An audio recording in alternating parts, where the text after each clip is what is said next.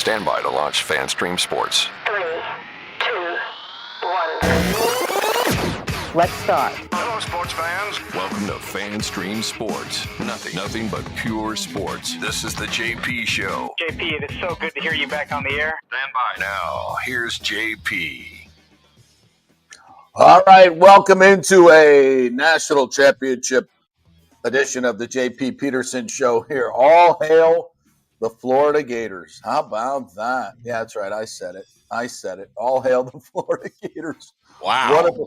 What a game last night. What an absolute dramatic thriller. Not a whole lot of points, but damn, it was awesome. Absolutely awesome. Good morning to all of you, and thank you guys for checking in with us here on the JP Peterson Show. We got a great show for you today. Scott Reynolds is going to join us at 10:30. We'll talk about the upcoming draft for the Buccaneers. 2.5 weeks away now? Also, obviously, the Gators win last night. TJ Reeves was there. He will join us at 11:40, straight from the boat parade and San Antonio's Riverwalk. So he just got in. It'll be fun to kind of reminisce with TJ. He was at the game last night. We're hoping to have Titus O'Neil on, but he will be catching a plane. He was there last night. They're rooting on his Gators. He'll be on with us tomorrow. So we got lots of stuff to talk about. Tim Ham joins us here from our Dallas affiliate, FanStream Sports DFW. What's up, partner? Happy birthday. Happy birthday, Timmy. Thank you. The big 5'4". If you asked 25-year-old Tim if he believed 54-year-old Tim would see the sunrise, and he'd have said no. Yet here we are. Well, you're looking good, partner. I love the hat, the FanStream Sports hat. That. Very nice. Yeah. FanStreamSports.com. You can get one of your own. I think they're coming in my mailbox today, so I'll look forward to it. I'll have mine on. By the way, we've already shipped a shirt and a hat out to one of the most loyal JP Show listeners. Oh, nice. John Hill is already earned his stripes. I told him, I said, you were going to be our first ever listener of the month, a viewer of the month, fan of the month. Right. What did he do? He did something that pissed me off. I forgot what it was. There's no telling what that was. Oh my God, not really pissed me off, but just funny. Yeah. He'll remind me here in the comments, hopefully. As he reminds me, University of Florida is the first college to win 3 basketball and 3 football natties. I did not know that. Really? Yeah. I did not know that. How about that? So we got a great show for you today. We're going to get also Kerry Irvin is going to join us. He is the CEO of Operation Healing Forces. They support special forces, warriors, their caregivers, their families, when issues obviously pop up with injuries and sickness and the ultimate sacrifice. This group comes through big time. And they've got an incredible event coming up in Tampa. So we're going to talk about that as well. So big show for you. And we'll kick it off with, obviously, salute to the Gators. An incredible win last night, 65-63 over a very game Houston team. And, I think, Timmy, what's most impressive about this team, this Florida Gators team, is its grit and its versatility. They can, if you want to run, with Tennessee or Alabama in that conference, they can score 100 points with you, easy. And if you want to, get in a slugfest with a team like Houston, they proved last night they can do that too. And that is so hard to do. That is so hard for a basketball team to be that versatile and to beat I think obviously having 14 teams in the tournament and going through that SEC gauntlet prepared them for anything. And they've had to do that in their conference. They've had to do slugfests. They've had to do run and gun. They've played against the most talented teams and best coaches. And obviously that served them well. And they got into a street brawl last night with Houston. And Walter Clayton Jr., who's been, incredible, the entire scoring 30 points when he needed to, had no points in the first half. 0 for 4 in the first half. Could not buy a bucket, was forcing things, taking deep threes. He was not good. And meanwhile, Will Richard kept him in the game. He had 14 last night, or I think he ended up with 18 points, and he kept them in the game in the first half with some great long range shooting. Condon doing a great job in the middle. Just everybody on that team filling their roles. And I think you tip of the cap to Todd Golden a coach that you kind of, that they hired from San Francisco, played at St. Mary's, like a West Coast dude who, just it really I didn't see that coming, and into the SEC, when they hired him, and, the investigations that went on earlier this year, there's a lot of hurdles that they had to get over to get to this national championship. So it is an incredible feat. It's a team that I think we're going to come to appreciate more as the years go by. And Walter Clayton, I don't know what his future is in the NBA. I think he's a tremendous player. The way he plays the game, he's just unbothered by the pressure. And even, you got a guy he's 0 for 4 in the first half. You would just think that, in the second half, he'll get even more frustrated. And the way Houston was playing him defensively, it really was, you kept waiting for him to make the plays that made a difference. And he did. He did at the end. A huge 3-pointer that he hit, the 2 and 1s that he got, is just like, okay, here it is. They need a bucket. And he came up big both times. And then at the end of the game, you got a kid from Bartow High School right down the road, and you got a kid, obviously from Tampa. It just like played at Blake High School, and Emmanuel Sharp. Those two. People think that Tampa Bay is not a great basketball area. We talk about this with Coach Z all the time, and here we are, 2 kids that kind of grew up in this area deciding the national championship game. And Janai Broom being the national player of the year. These 2 kids were underrated, undervalued, and here they are, in a sense, deciding the national championship game. And Emmanuel Sharp gets caught up in the air. Maybe a situation where he could have drove to the hoop. They were only down 2, but I guess they wanted to get the win. And in the end, Clayton makes a great play, forcing him to bail out of the 3-point shot. He drops the ball to avoid the travel. The scrum is on. Yeah. Gators come up with it. Game over. What a thrilling win for Florida, and one that will obviously go down in history as one of the most thrilling championship games ever. It wasn't pretty at times, but that's okay. That's okay for me. The effort, the great defense, I loved every minute of it. The fact that Houston didn't even get a shot off. Yeah. As you take possession to close the game out down 2, with 17.8, almost 18 seconds on the clock, the game clock, and you don't even get a shot off. I don't even think the ball ever went past the 3-point line inside to the paint. I mean, well, their last 2 possessions, they don't get a shot off. Yeah, and I was highly, I didn't want to watch a lot of Gator basketball this season. I watched a little bit towards the end, and then I watched some in the tournament. But I was most impressed with their defense. And look, when I previewed this game, me and Norm Hitzkus previewed this game, I said, if the score is under 70 or under, it's a Florida win. If it's 71 or above, it's all Houston, because that's their pace, right? And Florida kept, even when they were down 12, they kept Florida. They controlled the pace of the game.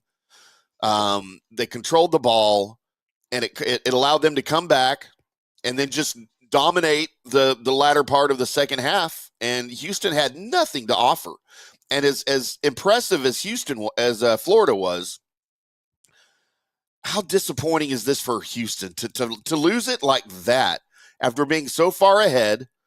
And you come back in the last 2 possessions, you don't even get a shot off, man. Well, it's interesting. Obviously, Houston, one of the slower paced teams in the league, and the number 1 defensive team in the nation. So that's where their calling card was. Florida, again, I think they were second or third in the nation in scoring, but could play any style that you want. That's what's so impressive, as I mentioned. So when they get down 12, I'm thinking, well, listen, when you're the best defensive team in the nation, there's no way you're going to lose a 12-point lead. No way. They're just all you got to do is score 10 points the rest of the way, and and let your defense do what it does, and you're going to win this game. And I think Kelvin Sampson thought that. Like, we're up 12, we only give up 56 points a game or whatever ridiculous thing it is. Like, there's no way we're going to lose this game. And Florida just had a way. They came back 4 times in this tournament. They were down 16 to Duke. to Duke or Texas Tech, I think it was. Right. They a team that beat them in the regular season, by the way. Yeah. So I mean, but they always made the plays to win, and most of the time that was Walter Clayton Jr. Right? Yeah. And last night it was too. To get those big buckets when they needed them most. He didn't score till 15 minutes left in the game. I mean, you tell me Walter Clayton's not going to score till 50 minutes left in the game. There's no way Florida's winning this game. But they found a way to win, and that's what they did all year long. Like it didn't matter what you needed in that particular moment. Todd Golden had a way to coach these guys and find a way to win, and that is that's a credit to the players. It's a credit to the coaching staff. It's a credit to the grit of the team that just does not quit and doesn't freak out. Especially in college basketball, we have a lot of young players, and the pressure is immense. And there's 68,000 people in the freaking Alamo Dome. I mean, it's hard for players to play their best in a situation like that, especially young players. And Gators never got rattled. They never got down. They just kept pushing. And I tell you what, man, that is an impressive team. It's an impressive win. And what does this do for the program now? The Gators basketball program. Obviously, it puts them at the pinnacle, recruiting, everything. And the conference. I mean, this entire postseason for the SEC, is tremendous. I got 3 game notes on this now here that I have to get off my chest. Okay. Before my Wednesday night show when I'm going to vent. Number 1, can we go back to calling Houston Choke City? Can we please do that? Because it was a lot more fun to hate Houston before the Rockets won their 2 titles in a row. Back when Jordan was retired. The only way anybody could win titles was when Jordan retired back in the day.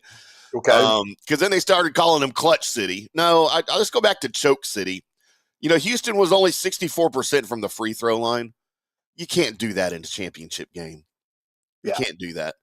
They didn't get a lot. It was 9-14. They didn't get a lot of chances, but I'm not a fan of the city of Houston. I have nothing against the Cougars. I hate the Texans. I hate the Disastros. I hate everything about the city of Houston. It's an absolute toilet. So when we can go back to calling them Choke City, I'm all for it. Second thing, did you see the look on Kelvin Sampson's face on the almost travel, right? On the shot that wasn't at the end of the game.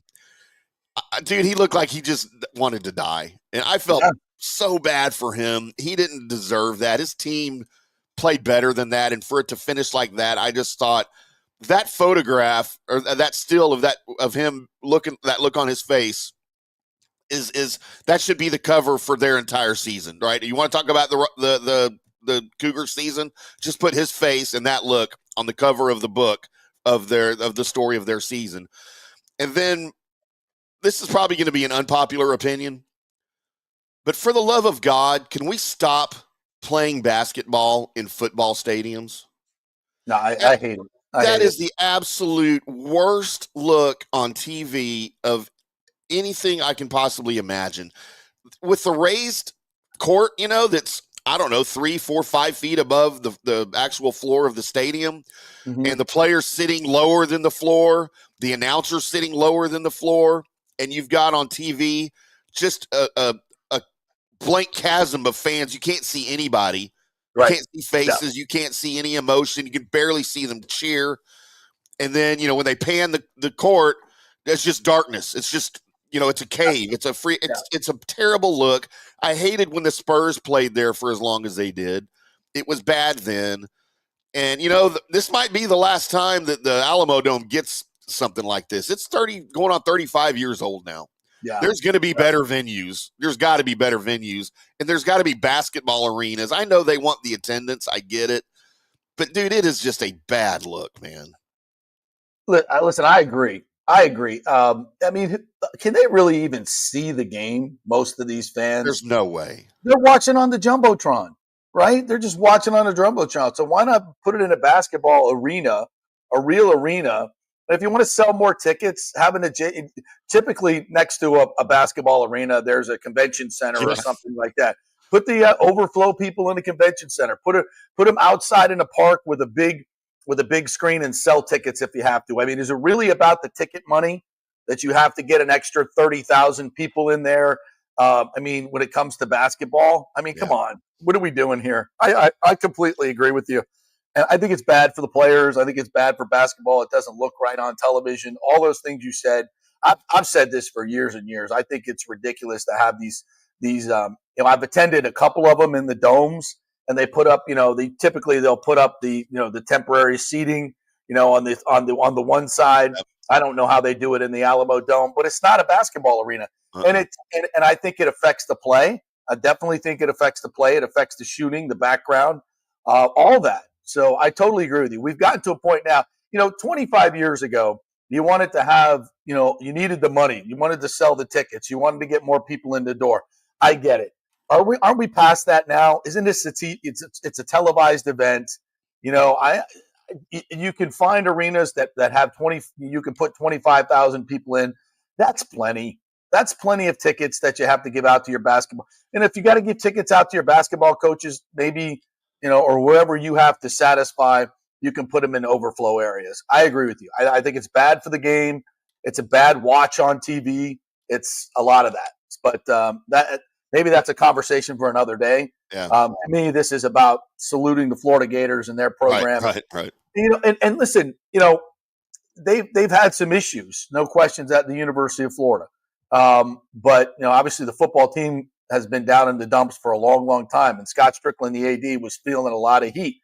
And when he hired Todd Golden, I don't think that was a hire where everybody was like jumping up and down. Like, it was more like, who the hell is this guy? Some West Coast dude that's coming in. And then you get the investigations that happened earlier in the year. And, let's tip of the cap to Scott Strickland for handling that. And I don't know the inner workings of it, to be quite honest, of the investigations. But I'll tell you this, those type of investigations, I can't count the times that administrations just completely freaked out, fired the coach right away without even letting in the investigations, just let all the allegations, because they don't want any bad press and don't want it. But they stuck by their coach because they felt like what he told them and their story was correct. And I applaud the courage of Scott Strickland for doing that, because most administrations just completely, when that stuff happens, they pull the ripcord, to save face, right?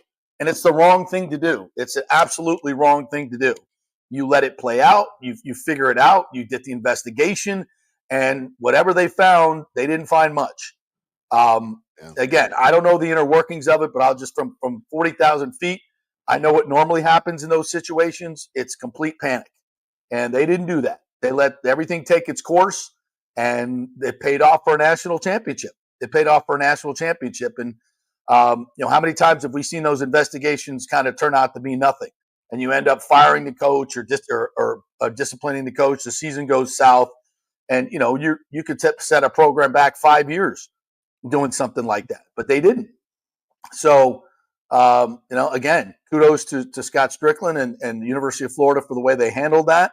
And this is a season that Gator fans will never forget. It was, and and maybe for Houston, that comeback win over Duke was too much. That was a momentum. We will think. I think people will think about that win as much as they think about Florida winning the national championship. That was such a momentous comeback against a blue blood program like that. And frankly, does Florida beat Duke? Does that matchup favor Duke? I don't know. I don't want to take anything. Yeah, I don't want to take anything away from Florida. They did what they had to do. But that comeback win, and Houston, as good as they are defensively, I didn't think they could win the championship because you got to have some offense at some point. You got to have guys that you can go to that are going to get buckets. You got to have a Walter Clayton Jr., right? And they didn't have that. They didn't have a guy that they could go to in the clutch and make that big shot time and time and time again, like Walter Clayton did throughout the tournament. 1 game, 2 games, okay. But you knew Walter Clayton, when you needed a bucket, he was going to be there. The 2-and-1s, the big 3, those were the buckets that were the difference in the game. And Houston just didn't have that element in their game. Yeah. And again, you got to have everything. And that's what I look at this Gators team and I see they could beat you every single way you wanted to play. Every single way you wanted to play.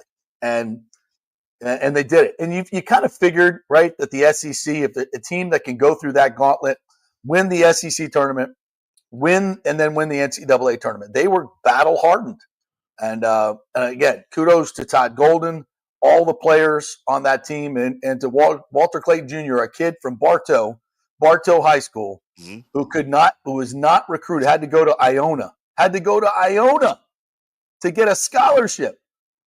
You know, University of Florida didn't recruit him. FSU didn't recruit him. USF didn't recruit him. Miami didn't recruit him. He had to go to Iona. You know, crazy.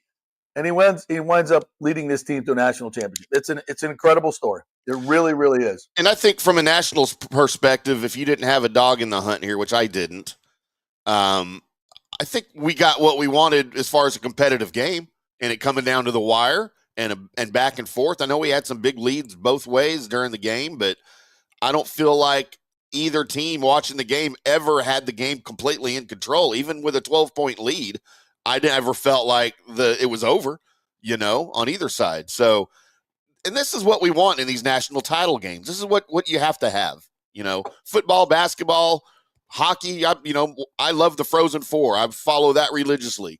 And I think all you want is just a close game. And I think we got entertainment value, check plus in that category. Great drama. No question about it. James said Houston had Pryor, but they chose not to go to him in the last two possessions. Bad coaching by Houston in clutch time. Well, I'm sure they came up with something that they wanted to get him the ball, but Florida took it away. I mean, Florida's defense, I think, was underrated. When they had to get stops in this tournament, boy, did they get stops. They were really relentless, especially Elijah Martin is just absolutely incredible defensively. And with that stat, I think who had that stat yesterday? The number of wins that Elijah Martin has been a part of. That is because he was at FAU when they had 35 wins and went to the Final Four. Over, I think it's 105 wins in college. I mean, that's just insane. And tournament wins. I mean, this kid, and you know, the numbers aren't going to blow you away, but he makes winning plays time and time again. So when you get guys like that know how to win, whether it be defensively with Elijah Martin or whether it be offensively with Walter Clayton Jr., who can also play some pretty good defense and had the game-winning defensive play. When you have guys like that those are difference makers. They just know how to win games. Great basketball instincts, knowing where to go, knowing where to be, knowing where the other team is going to attack from, and then having the athletic ability to nullify that. And that's something that is super, super special. And when you got three players like that, you got a chance to win national championships, and they did. Absolutely, 100%. Yeah, I couldn't be happier with the outcome. I'm just sad college basketball's over now. You know, I think this is a season. I've been down on college basketball. Used to be, you know, one of my favorite things to watch, and you know, having been a part of FSU's radio team when we got into the ACC back in the 90s. And going to all those basketball cathedrals, you know, the Dean Dome, Cameron Indoor, all those great places, NC State, that had so much tradition in them. I had a love for college basketball that was incredible. Yep. And then, you know, then came the one and dones. Then came the destruction of college basketball, where you can't follow a roster from year to year. Everything changes. You have to learn all new players. To me, that just kind of destroyed college basketball. And I think NIL is actually going to help people stay in school and keep rosters a little bit more. I think kids are going to understand, look, I can make $700,000 or $400,000 staying here instead of, you know, going to the NBA and then not making a team and then having to go to Europe. I mean, year after year, we'd have players that would be starring in college basketball not playing. Yep. And you know, most of them playing in Europe or Israel, or it's just like ridiculous. But now they can make money and stay in college sports. So I think that's really going to help the sport. Now we've got to, and we're going to get into this in the next couple days, the House settlement that's coming up. And I think, you know, one of the things they have to do is limit the portability of these players. You can't open the portal in the middle of the freaking NCAA tournament. You can't have unlimited free agency every single year in football and basketball. That has got to come to a stop. And hopefully that will happen. And because it's going to kill the game. It just, when you have players just unfettered moving from one program to the next, there's no continuity. It's just a money grab every year. It drives the coaches crazy. It's driving the great coaches out of the game, which is bad for basketball, right? Bad for football, driving the best coaches out of the game. And it's lunacy. It's lunacy. And they did it to themselves, and we've talked about that a lot. That the people that have run these sports have let their greed determine, their greed led to the courts and the legislatures overseeing this. And when that happened, you get chaos. So not a great situation, but I think it's getting better in college basketball. And hopefully then when they put some guardrails on this portability, some sanity will return. But all in all, that was great theater last night. It was fantastic. And kudos to the University of Florida. And as John Hill said, the first to win 3 basketball and 3 football natties. I haven't confirmed that, but I trust you, John.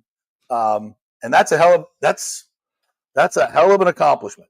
It's a hell of an accomplishment. It is. All right, we'll take our first break. We'll come back on the other side. Scott Reynolds is going to join us. We're going to talk some Bucs football. Is Shaq Barrett coming back to the Buccaneers? He's going to play. And where will it be? Where will he play? And he said if he comes back, it's going to be with the Buccaneers. But that was last year. Mm-hmm. So we shall see. We'll talk with Scott Reynolds about the draft as well. We are brought to you by the Jeeves Law Group. By the way, congratulations, Scott Jeeves, who brings you the Gator Report each and every week during football season. Big Gator. Congratulations to him. The Jeeves Law Group, JeevesLawGroup.com will help you out if you've been involved in an accident. You have any legal issues whatsoever. They'll give you a free case evaluation. How about that? Free lawyer work. JeevesLawGroup.com. They're local. They are trusted, and they get results. So contact them through the website. Tell them JP sent you, especially if you're involved in an accident. They're local, trusted, and get results. It's important to have a local law firm working your case. JeevesLawGroup.com. Not attorney spokesman, offices Tampa, St. Pete. Back in 3. Spring means a time of renewal and Rays baseball, and the folks at Italiano Insurance want to welcome the Rays to Tampa and remind you it's time to renew those insurance policies with the now famous Italiano Insurance Checkup. Let the experienced and friendly agents shop your policy for the best price and coverage. Famous for saving me over $1,000 on our auto insurance last year and over $500 on our homeowners. Now that's a grand slam. Might as well get a double play by adding flood insurance and business insurance to your portfolio. Costs less than you think, and trust me, you do not want to risk your home or personal wealth. That's a big whiff. So step up to the plate and call 813-877-7799 and chat with the all-star agents at Italiano Insurance. 813-877-7799 or go to ItalianoInsurance.com. Go Rays! JP here for Riveters, our new official sports bar and grill of the JP Peterson Show. And just like our show, no BS, no corporate chain feel, just amazing, authentic folks serving great comfort food in a casual atmosphere at unheard of prices. Riveters is located just south of Raymond James and Steinbrenner Field on Dale Mabry, walking distance to the park, so free parking, great place for pregame and postgame. Let's talk about fresh food. Nothing is frozen. Burgers, wings, prime rib, roasted fresh daily, never frozen. That makes a huge difference. The mahi, the salmon, also super fresh. All our sauces are original recipes made in-house. Our Warhawk chili and fully loaded potato soup is made fresh in-house. It's the best food anywhere, served by people who actually care. Riveters on Dale Mabry, just north of 275, just south of where the Bucs and Rays play. We'll see you there. Are you looking to renovate your home, rebuild after the hurricanes, or build your dream home from scratch?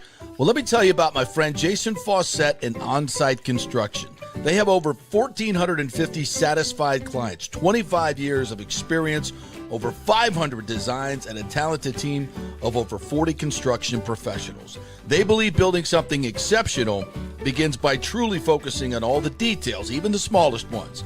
We understand that construction can be a daunting process, and we're here to make it as smooth and stress-free as possible.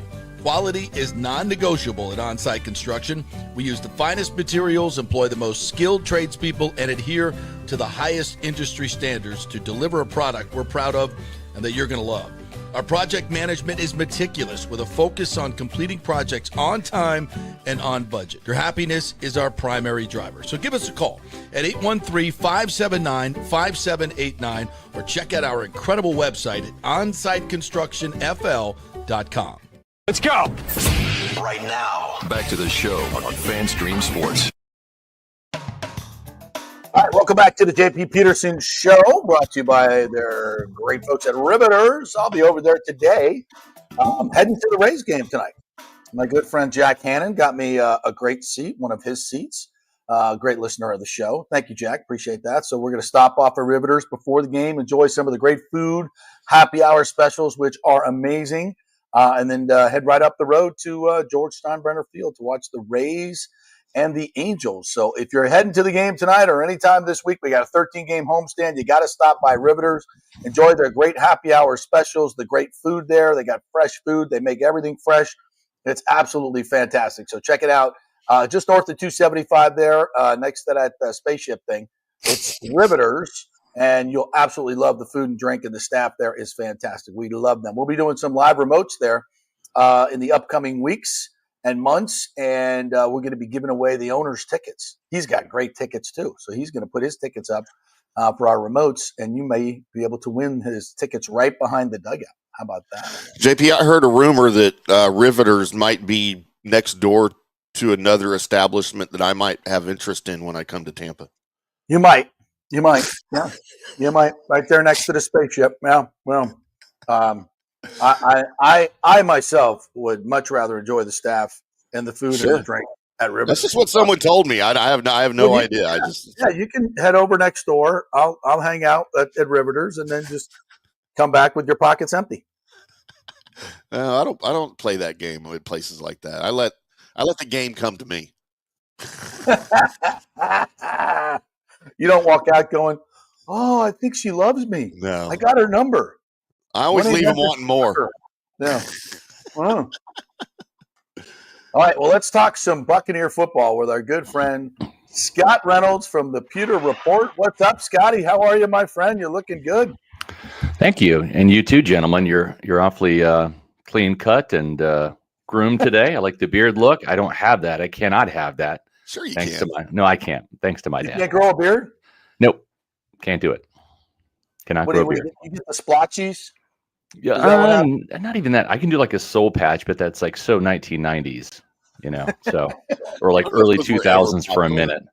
Yeah, when you got a round face, you need like some type of facial hair, like I have here. To kind of cut the lines a little bit. Yeah, don't have that. I do have a full head of hair though. Yes, you do. Yes, so you do. Thank you, Dad, and sorry, Dad. Like not a lot of people know this, but I grew this with the sole purpose of covering up like my 9 chins that I have underneath my face here. So that's good strategy right there. That's excellent. Yeah, that strategy. is good. Yeah. Yep. All right, so we've got, what are we, like 2.5 weeks from the 3.5 weeks from the draft now in Green Bay, which I'm still getting used to. Yeah, I know. Draft in Green Bay. Yeah, it's kind of cool. Yeah, it is. It is kind of cool. Literally and figuratively, it probably will be a cool day up in Green Bay, Wisconsin. Maybe is it going to be kind of an outdoor thing too? It usually is. Yeah. Yeah, it's outside on the field. Yeah. It's on Lambeau Field. Yeah. Yeah. I haven't seen the setup. What they're going to. So it's actually in the stadium at Lambeau Field. That's the plan. Oh, very cool. Interesting. Yeah. What if it snows? What if it's known to snow in late April? I mean, that would be cool. that would be part of the aesthetic, right? We always like a good snow football game. Why not have a snow draft too? I mean, that's what they get for trying to do anything in Green Bay. They deserve what they get up there. Right. They all can come to the podium in a parka. Yeah, exactly. Absolutely. Yeah. I love that. Absolutely. Yeah. Hugging through parkas. So let's first things first. I guess Drew Rosenhaus said yesterday that Shaq is definitely coming back to play. Yep. Going to play somewhere. Yep. The Bucs have said the door is always open for Shaq. Yep. Last year he decided to come back in the middle of the season. That's hard to do for anyone. Sure it is. Now he has a whole off season to work, get his body in shape, get his mind in shape. Obviously the tragedy that happened to his family, it takes a while, right? To overcome something like that if you ever get over it. Yeah. So do you think there's a window here for him to help the Buccaneers? Not until after the draft. I don't see any team signing him until after the draft, right? Because this is a good edge rusher group, and there's plenty of them to choose from. I hate to say it, I wouldn't be surprised if he doesn't get picked up, or if a team that wants him maybe is not a right fit, right? Because I mean, you look at Miami and Tampa. I think they're going to be okay at edge. If Tampa Bay somehow doesn't draft an edge, then I think there's an open door here. But I fully expect them to draft another edge rusher, and I don't see him returning to Tampa. I'd love to see it just from a nostalgia and a heartstrings kind of situation, but you just do the simple math on this roster. Even if you keep 6 outside linebackers, right? I mean, you're going to have Hassan Reddick and Yaya Diaby. There's 2. You have a second-round draft pick and Chris Braswell. He's making the team. That's 3. You re-sign Anthony Nelson. That's 4. You're going to draft an edge rusher this year, probably day 1 or day 2. That's 5. So he would be edge rusher 6, right? On that. So that's if they keep 6. They'll probably only keep 5. So it's hard seeing him at age 32, going to be 33, making this team. Jason Light said at the combine that they'd never shut the door on Shaq Barrett, but that doesn't mean they'll sign him either. I don't think. Yeah, exactly. So, you leave the door open without signing him to a contract. Of course. Yeah. Yep. Well, I think given what happened to him, it's hard to not keep the door open. It is, especially in an interview setting like that. You're not going to say no. We're good. Exactly. The door's open, but it doesn't mean that you're invited over for dinner like that particular night. You know what I'm saying? It's like, hey, we love to have you over. Oh, great. Can I come over for dinner Friday? We have plans Friday. Sorry, maybe another time. We have other edge rushers coming by Friday. Yeah, exactly. Yes.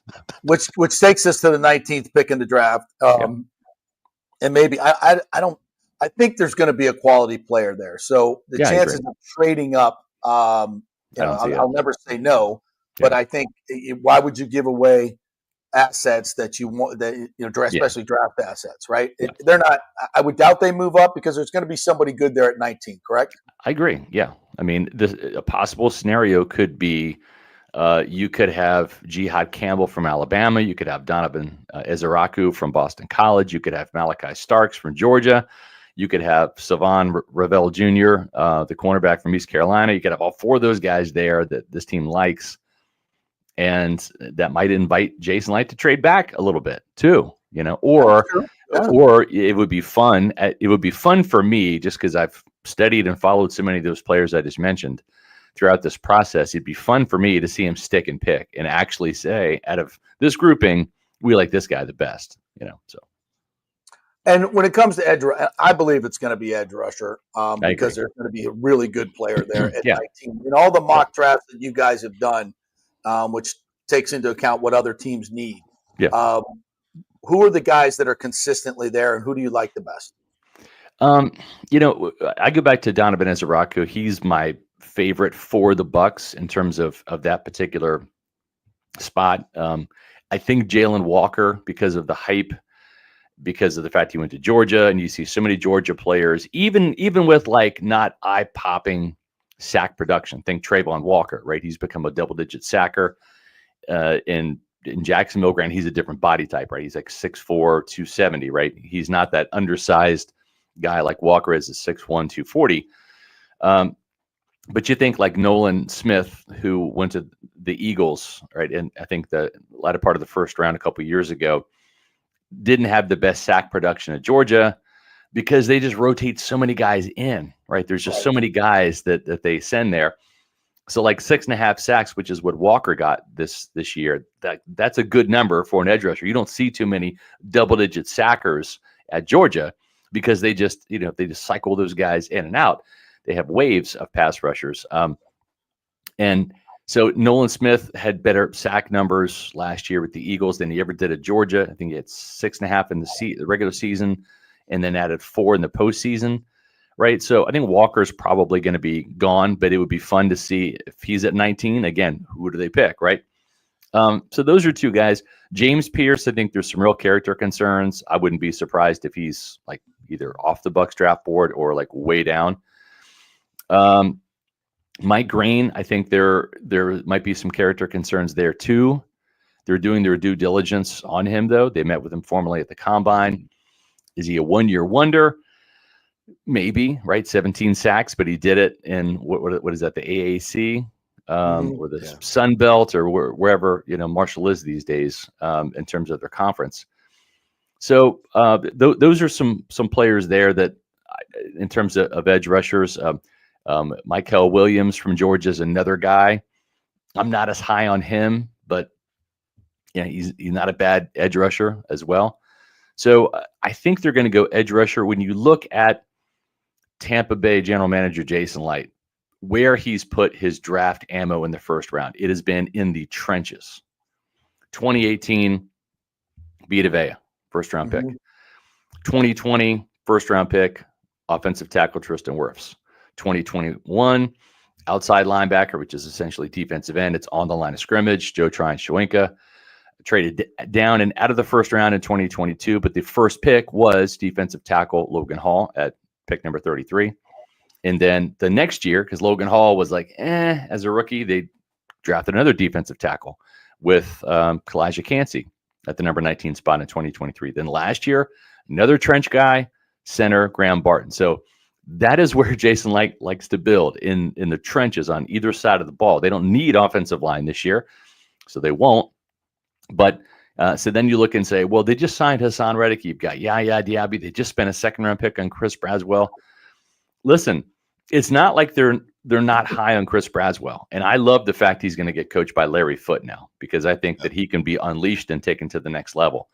But we haven't seen it yet, right?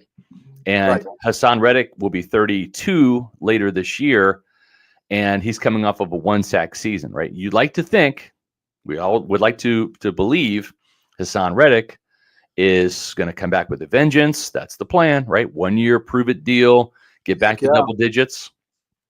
At some point in time, you fall off as an edge rusher.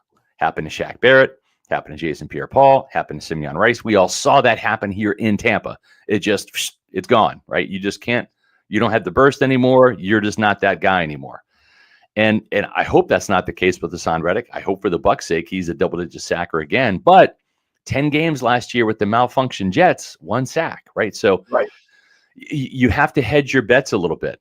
And if, by God, if Todd Bowles wants a friggin' 4-man pass rush, like, you got to throw another guy into the mix. Absolutely. Just in case. Because here's the thing. Just in case Hassan Reddick isn't that guy. Just in case Chris Braswell isn't that guy. Then you've got Yaya Diaby and Anthony Nelson, right? And you can't get a 4-man pass rush with only one guy, Diaby, threatening the quarterback. And he's got to develop too. He's got to take another step to go from close to sack, right?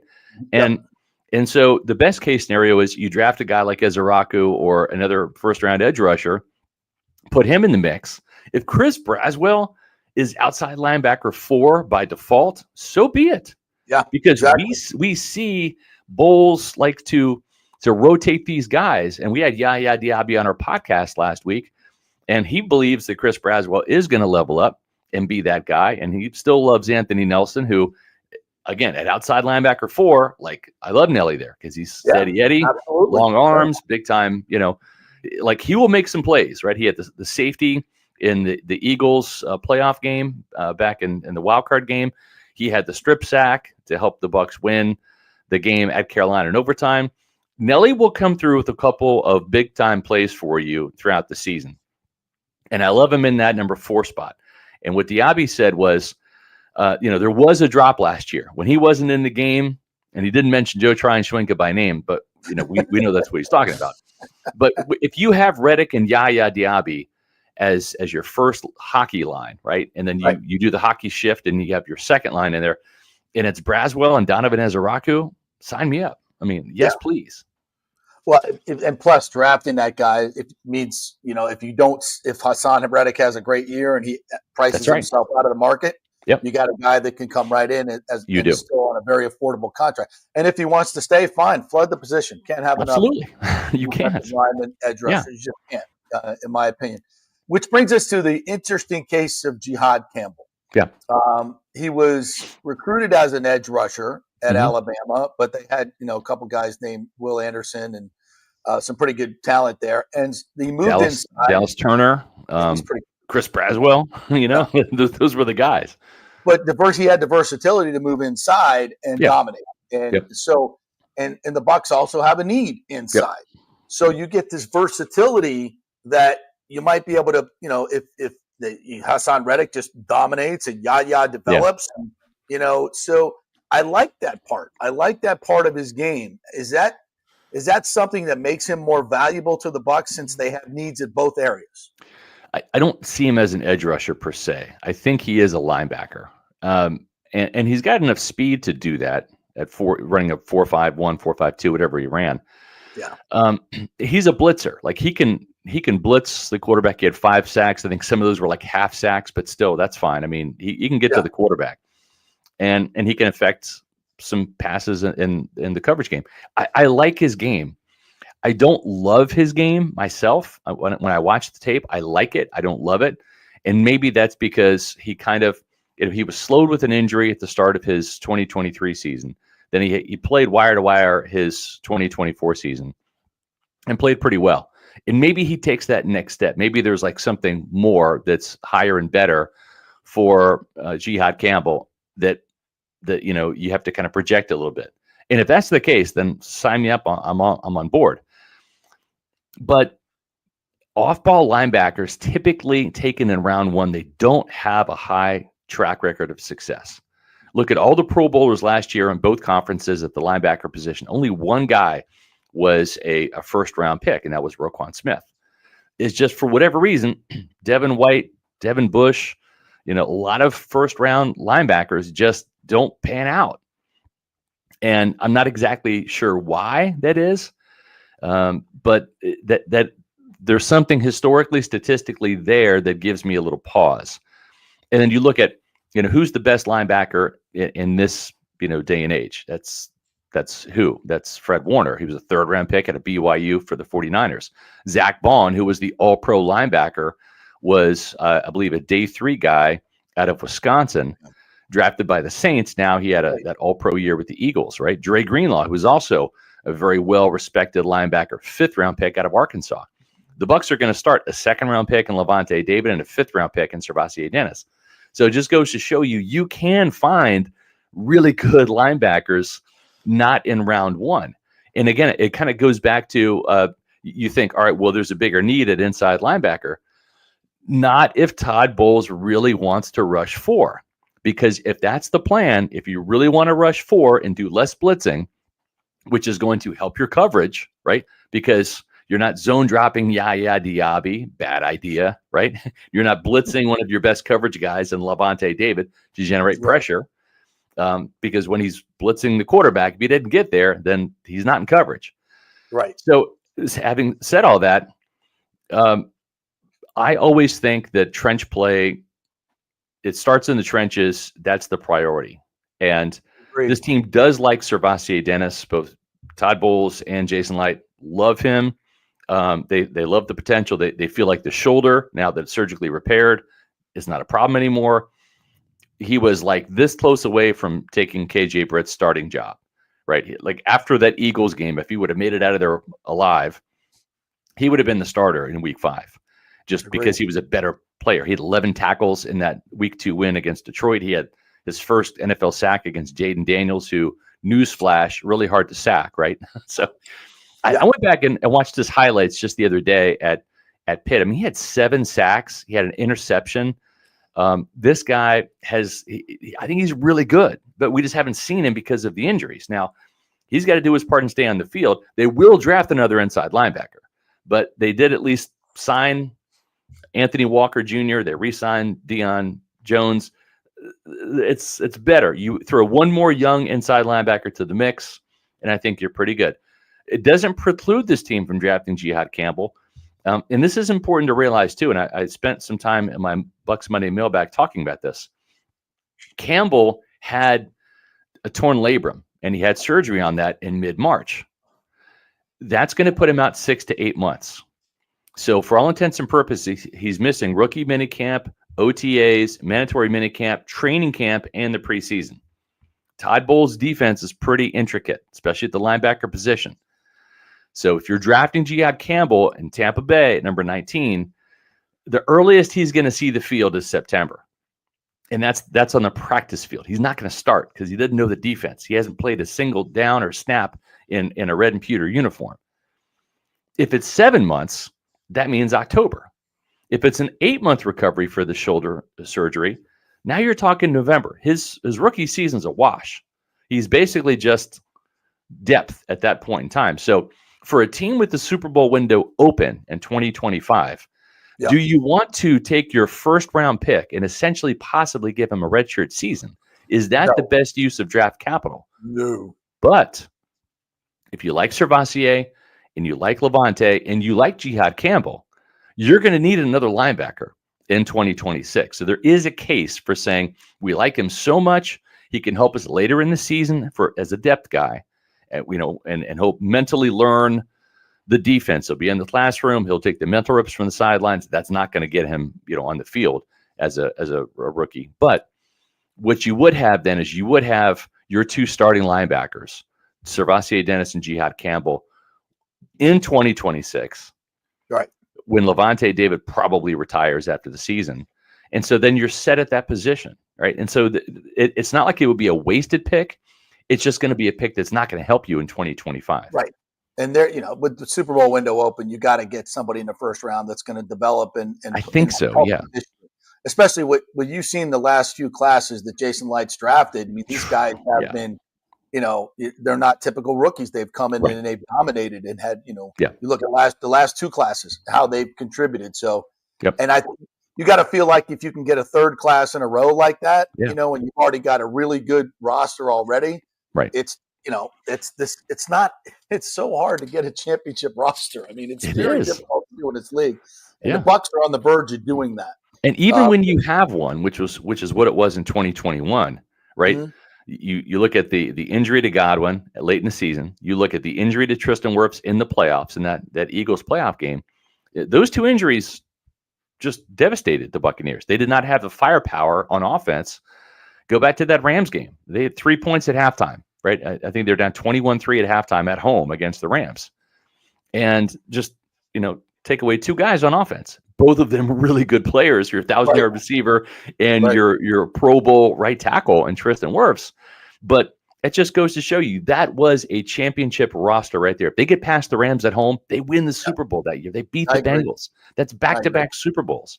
So you can have a championship roster. It doesn't even mean you're going to get there, right? Just because of injuries or luck or whatever, right? So you're right. The window is precious. It will close before you know it. Ask the 49ers. They'll tell you. Exactly. Great point. Scott, I saw an interesting quote from Bowles.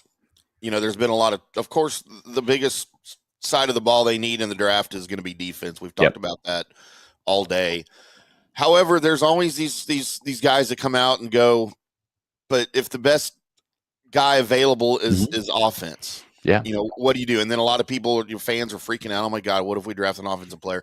Well, the quote from Bowles, and it kind of told me a little, and I don't know where this came from. You might have been in the room when he said it. Yeah, I was there. He said, I don't ever want to bypass a very good offensive player. I can figure enough things out on defense to keep us competitive.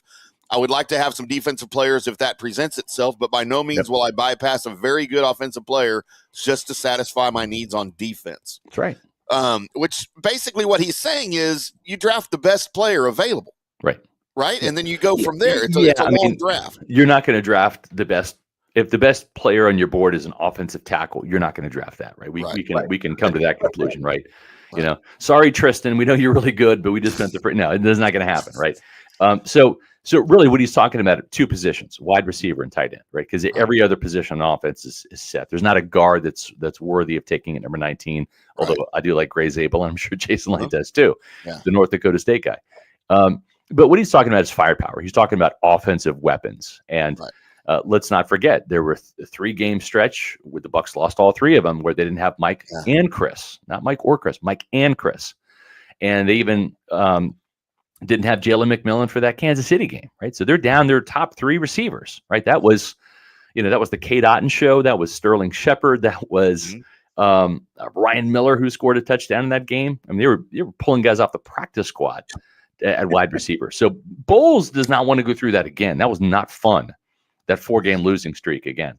And that's when this offense, I mean, credit Liam Cohen for not even having the Bucs offense dip below 20 points during that stretch, right? Yeah. Right. But Yeah. I mean, they weren't scoring 30. And if you make all of those games, with the exception of the Ravens game, because it's still scored 31, but the Chiefs game, the Falcons game, and the 49ers game, if you put 30 on the board, I think the Falcons scored 31. But I mean, they win 2 out of those 3 games. They beat the Chiefs and they beat the 49ers, right? That's 2 more wins. So having said all that, Mike is not going to play forever. He's in a contract year. We all hope, want, and expect Mike to play a couple more seasons, whether that's another 2-year deal after this or what they do with Rondé and Levante. They do the 1-year deals. You want to play? Yes, great. We want you to play. Let's do one more deal. Chris is on board for 3 more years. He's 29 now, so he'll be 32 at the end of his deal.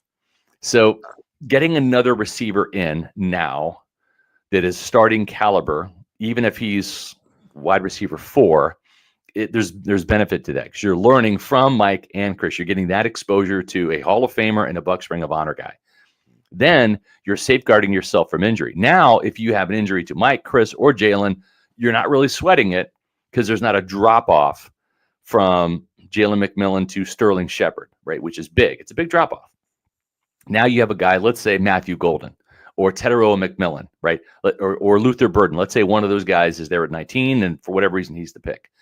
I don't think he's going to fall, but Tyler Warren from Penn State, if he falls to 19 and they take him, okay, he's a huge upgrade over Cade Otton. Yeah. So let's go back to the last time this team won a Super Bowl. They had 4 outstanding weapons. You had Mike, a younger Chris.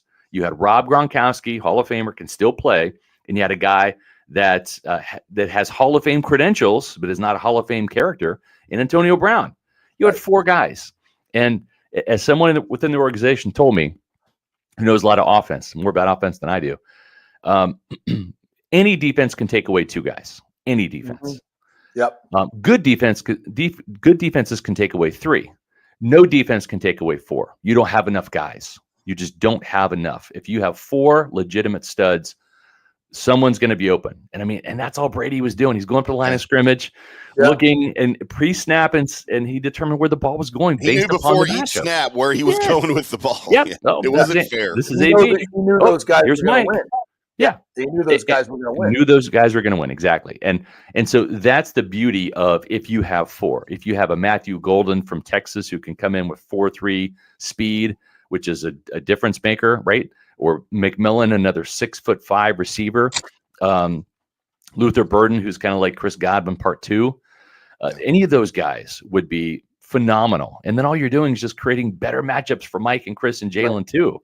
So that's what Todd's talking about. Right. And I really understand this about Todd is, and this is a different mindset because he has a defensive back mentality. He's a defensive coordinator. He's a defensive play caller. He knows that we're in an offensive league now. He knows that the rules are skewed to the offense. And he also has seen twice, once when he was a DC and once when he's a head coach, what 30 points per game means. It means double-digit wins. Yeah. And there's something to that. And the more 30-point games you have, the more wins you're going to get. And so if you listen to what he's saying, he's telling you the truth. Todd Bowles is not a liar. He's spending a lot of time with Josh Grizzard this offseason. So much so he's basically saying, Larry Foote, George Edwards, Mike Caldwell, you run the defense. I'm going to work with Josh Grizzard because he knows where the bread is buttered in Tampa. That's on the offensive side of the ball. You're going to be adding new parts to this defense. It's going to take some time for it all to gel together, right? But the offense remains intact. You can't have any fall off because of Josh Grizzard being a rookie play caller on offense. They might need this team, this offensive side of the ball, to carry the defense for a couple of games. Just like what John Gruden said to the defense when he challenged them in 2002. He said, hey, you guys think you're a great defense. Great defenses score touchdowns, man. Yeah. And I need 9 touchdowns from you guys. And the reason why Gruden challenged the defense so much was he knew the brand new offensive coaching staff, tons of new players on offense, Ken Doger, Ricky Dudley, Michael Pittman, Kerry Jenkins, Roman Oben, Joe Giravicius, Keenan McCardell. He knew it was going to take half the season for that offense to kind of click and gel, and he needed the defense to wear the Superman cape. Same thing with the offense now. Todd Bowles needs the offense to wear the Superman cape the first half of the season until he gets this defense tight and working and cohesive again. Well, Scott, there's a lot to that, what you just said. And we'll get to it on our next edition when you join us next week. And that's, it's a 29th ranked pass defense, and they could not get stops when they needed to. And that is the focus, I think, in simplifying the defense. And you can simplify when you have better players. You can. And that's part of it. So, and a better pass rush. That helps everything. Exactly. All right, partner, tell us what you guys got going on this week. We have another great episode of the Pewter Report podcast today at 4:00. We're talking about the players that we don't want the Bucs to draft. We don't want them to touch these guys in the first round. So that'd be a fun show today, and and watch them do that and spoil my fun. And better next episode. It will, yeah. And then Michael Pratt, Bucs quarterback, who will be battling with Kyle Trask, who's coming off of a wedding. Kyle Trask got married. And he saw his Gators win last night, so the life is good for Kyle Trask. Michael Pratt wants to make it not so great because he wants that number 2 job. We'll talk to Michael Pratt tomorrow at 4:00 on Pewter Report TV. Then Jason Light has a press conference at noon on Thursday, and we'll be there to cover it. We'll have all the reaction to that on our Pewter Report podcast on Thursday. Then the next week, we have our final mock draft on Monday, April 21st. We'll have our mock draft show later that night to go over it. We also have 3 days worth of draft coverage, wire to wire, wall to wall. Every single minute we're on the air on Pewter Report TV with our annual Bucs draft show. It's going to be live from the team facility. And that's all 3 days, April 24th, 25th, and 26th. So thankfully not on my birthday this year, which is the 23rd. So I have to work on my birthday, which is nice. Thank you, NFL, for making it the 24th. JP made me work on my birthday yesterday. Damn It sucks, doesn't it? Well, happy birthday, Tim. Absolutely. Happy birthday. Once you get past 18, who cares about your birthday? Shut up. Well, I mean, the thing is, we celebrate them because it means we're alive. Like it reaches a point where you're just grateful. The celebration is oh, cool, I made it. I woke up today. All right, happy birthday. My problem is I never know which one's my last one, and I'm getting there. Exactly. So. I know. I'm on that train too, man. Thank you, Scotty. Appreciate it, man. You got it. Take care, guys. Talk to you next week. All right, we'll take a quick break. When we come back, Kerry Irvin's going to join us. She is the CEO of Operation Healing Forces. That work with Special Forces. They've got a great event coming up. Quick break. Right back with Kerry Irvin. Stay with us. Hey, JP here for my concierge medical professional, Chris Lugo, PA. You've heard him on the show for a couple of years where he shares invaluable medical, nutritional, and supplement advice. With Chris, it's like having a medical provider as your best friend. What I love about this concierge service is the convenience and support he offers. I can text or call him 24/7 with any questions or concerns, and he'll promptly call in a prescription if needed. No office visits or copays required. It gives me peace of mind knowing I have someone genuinely invested in my health, not just focused on insurance profits. And the best part, the Bay Area Modern Medical Center's personal concierge service is more affordable than you might think. Don't let insurance companies dictate your health care. Take control of your health and wellness today. Visit BAMMC.com for more information and to schedule your initial free consultation. Empower yourself and take charge of your personal health with BAMMC.com. JP here for the Jeeves Law Group and my man Scott Jeeves, who lives right here and has long been a highly respected member of our community. He's a proud sponsor of the Tampa Riverwalk. Jeeves Law Group is also a proud sponsor of our Grand Central District in St. Pete and has neighborhood events throughout the year. He has an office on Central Avenue in St. Pete and one on South Howard in Tampa. You can't get more local than that. So when you need an attorney, you're going to hire some huge firm that advertises all over the state or the one that supports your favorite sports show. It's the Jeeves Law Group. We're local, we're trusted, and we get results. For personal injury and personal attention, call us for a free case evaluation. That's 888-9-JEEVES. That's 888-9-JEEVES. Summer is coming. Do not get caught with your unit unprepared. Your AC unit, of course. The awesome folks at Third Generation Plumbing and AC have a special going on right now. You get a free 1-year maintenance package with any purchase of a new unit. They have special 60-month financing as well, so you don't need a huge chunk up front. Third Generation has an impeccable reputation built over 30 years of doing business. They do plumbing, AC, mechanical work, anything you need around the house. They are trusted folks. Go to the website and read the 5-star reviews. Deidre said, great company that always arrives timely. We have used them for our AC both in home and business and have been very happy. The staff is knowledgeable and professional. I would recommend Third Generation again and again. So give Third Generation a call at 813-961-8024 or go to thirdgenerationplumbing.com. Let's go. Right now, back to the show on FanStream Sports. All right, welcome back to the JP Peterson Show, brought to you by the great folks at Onsite Construction. If you're going to remodel your home or new construction, they are the folks to check in with. It's onsiteconstructionfl.com. Great folks over there. Give them a call and tell them JP sent you. All right, we want to welcome in a friend of the show, Carrie Irvin. She is the CEO of Operation Healing Forces that works with our Special Forces warriors and helps out them and their families. Carrie, thanks so much for joining us. How are you? Hey, JP, I'm doing really well. Thanks a lot for having me today. You guys have an amazing event coming up this week on Wednesday that sports fans are going to absolutely love. And tell us a little bit about it. It's called Game Changers, and you've got the big 4 athletic directors that are going to be there. Michael Kelly, Scott Strickland. I don't know if Scott's going to be there. He may still be celebrating this national championship for the Florida Gators. Yeah. Dan Radakovich from Miami. Yes, and Michael Alford from FSU. So I don't know how you're going to contain Scott, but tell me a little bit about this event you got coming up. Well, I appreciate that. Yeah, I think you're absolutely right. I mean, how exciting was that game last night? I'm sure everybody's still kind of in awe of it. So a week from tomorrow, Wednesday, April 16th, here in Tampa at the JW Marriott, Operation Healing Forces is super excited to be sponsoring a night that is blending military insight, Special Operations Forces insight, along with sports leadership. We're really looking at an opportunity to talk about what elite means for elite leaders at this level, both Special Operations Forces as well as athletics. And you're right, we have some really great lineups. We have some senior military leaders. Some of those leaders are doing things that you're hearing about in the news every single day, battling with ISIS, working in the Middle East, North Africa, Central and Southeast Asia. So we're really excited about that component. And then the second part of the night is going to be what I think a lot of your followers are going to be very interested in.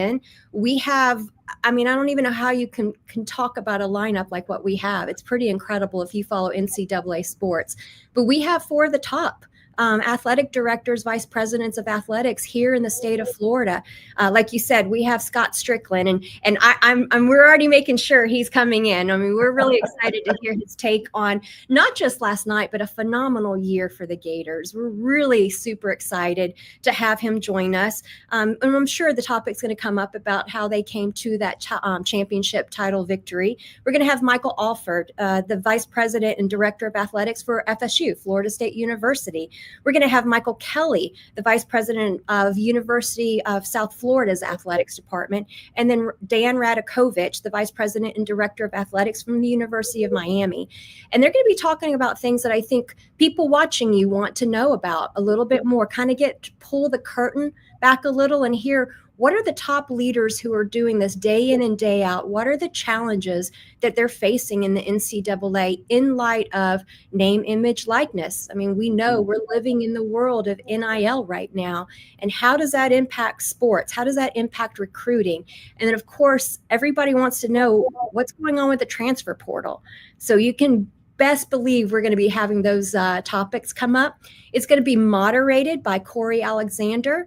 He's an ESPN sports analyst. I'm sure a lot of you are very familiar with his work. Before that, he was a standout player with the Virginia Cavaliers men's basketball team. Yes, he was, yeah. went on in the NBA. I think he played the San Antonio Spurs, Denver Nuggets, and Orlando Magic. So it's a great evening for sports enthusiasts. And the icing on the cake is that we're going to open it up for people to ask questions. Oh my gosh. Yeah. I got lots of questions. Unfortunately, I have a lightning game to do that night, and I won't be able to come because I have lots of questions, but it's going to be an amazing night. Also, you're going to honor General Michael Eric Kurilla of U.S. Central Command in the 2025 Tip of the Spear Award. Yes. He's going to deliver a keynote address, which I think is going to be, to your point, a lot of things we're hearing in the world right now that are going on. I know we won't get any top secret stuff, but we'll get a feeling for what these folks have to go through to protect our country and the sacrifices that they make, right? Yeah, absolutely. So General Kurilla is the Tip of the Spear Award recipient for 2025. We are very honored to recognize his more than 3 decades of service to our nation. He is in the Ranger Hall of Fame, so that's pretty darn exciting. I mean, look I him didn't even know they had one of those. They have a Ranger Hall of Fame. Wow. They do. And, it's one of those things where you're impressed about who's in there, and he's a living legend. So it's really exciting that we're going to be able to honor him and his service and his sacrifice. I mean, he is a combat wounded veteran. And I encourage you, look up General Kurilla, look up his story. He's a pretty bad A dude. So we're really excited to have him come and talk to our audience and be the recipient of what we call our Tip of the Spear Award. And it's called the Tip of the Spear because that's what our nation's Special Operations Forces is. They are the tip of the spear. They're the most elite war fighters in our nation's arsenal. These are the highly trained warriors who are called in for the toughest, most complex, and most dangerous missions, often under the cover of darkness with little fanfare. They're quiet professionals. We're not supposed to know what's going on. It's exactly. And oftentimes it's at great personal cost, not just for these warriors with their visible and invisible injuries, but also for the families when they come back home. They all carry a very unique burden, and that's one that extends well beyond the battlefield, Their families, we believe strongly that their families serve too, the spouses and the children, the caregivers.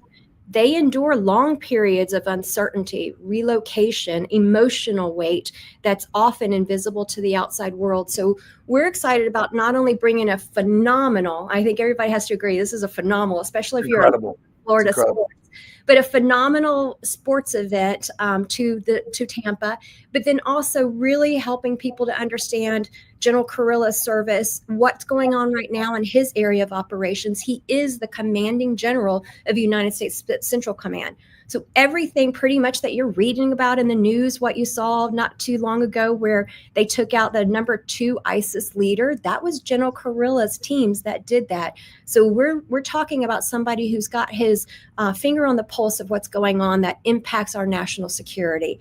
And then we're going to also honor a family here in Tampa. We have a family that's an Operation Healing Forces alumni, a young Ranger who was shot in combat on his 7th deployment. And he was shot, unfortunately, during combat operations, and he was paralyzed. He is still living as a paraplegic. He is paralyzed from the rib cage down. But his story is one of not just survival, but of how to thrive. And it's a remarkable story. And I mean, I'm getting goosebumps thinking about it right now, but I'm excited to let this Tampa native come out and shine in front of a Florida audience and let them meet him personally and hear his story of overcoming such a tremendous challenge and then how to actually help others, inspire them to thrive. But that's what we do at Operation Healing Forces. We do wraparound services for those that sacrifice so much on behalf of our entire nation. We do therapeutic retreats for them when they come back. We do opportunities to bring couples back together. I mean, you may not know this, but Special Operations Forces has one of the highest divorce rates, suicide rates. I can imagine. Yeah, absolutely. So we're stepping in with that. And then we also help with immediate needs. We have a tremendous program. We do about $1 million a year in just immediate needs and crisis support, providing financial assistance to these families when they need it most and when there's no government means for them. And we're only able to do that because of people like y'all, people that are interested in hearing these stories and learning more about them and learning how they can help support. And I'm grateful for this opportunity. And I'd be remiss if I didn't mention the fact that when you talk about commitment, we're also talking about our board of directors, and they're committed to covering 100% of all of our overhead. So I love being the CEO of an operation where I get to say Operation Healing Forces, every dollar donated to us goes to families like the Dunns, to the families that we serve. Yeah, every single penny. That's awesome, Carrie. And I got my dates wrong, so I actually will be able to be there. It's April 16th, right? April 16th, yeah. a week from Wednesday. Yes. It is going to be an amazing event. I cannot wait for it. How do people get involved if they want to sponsor a table or just attend the event?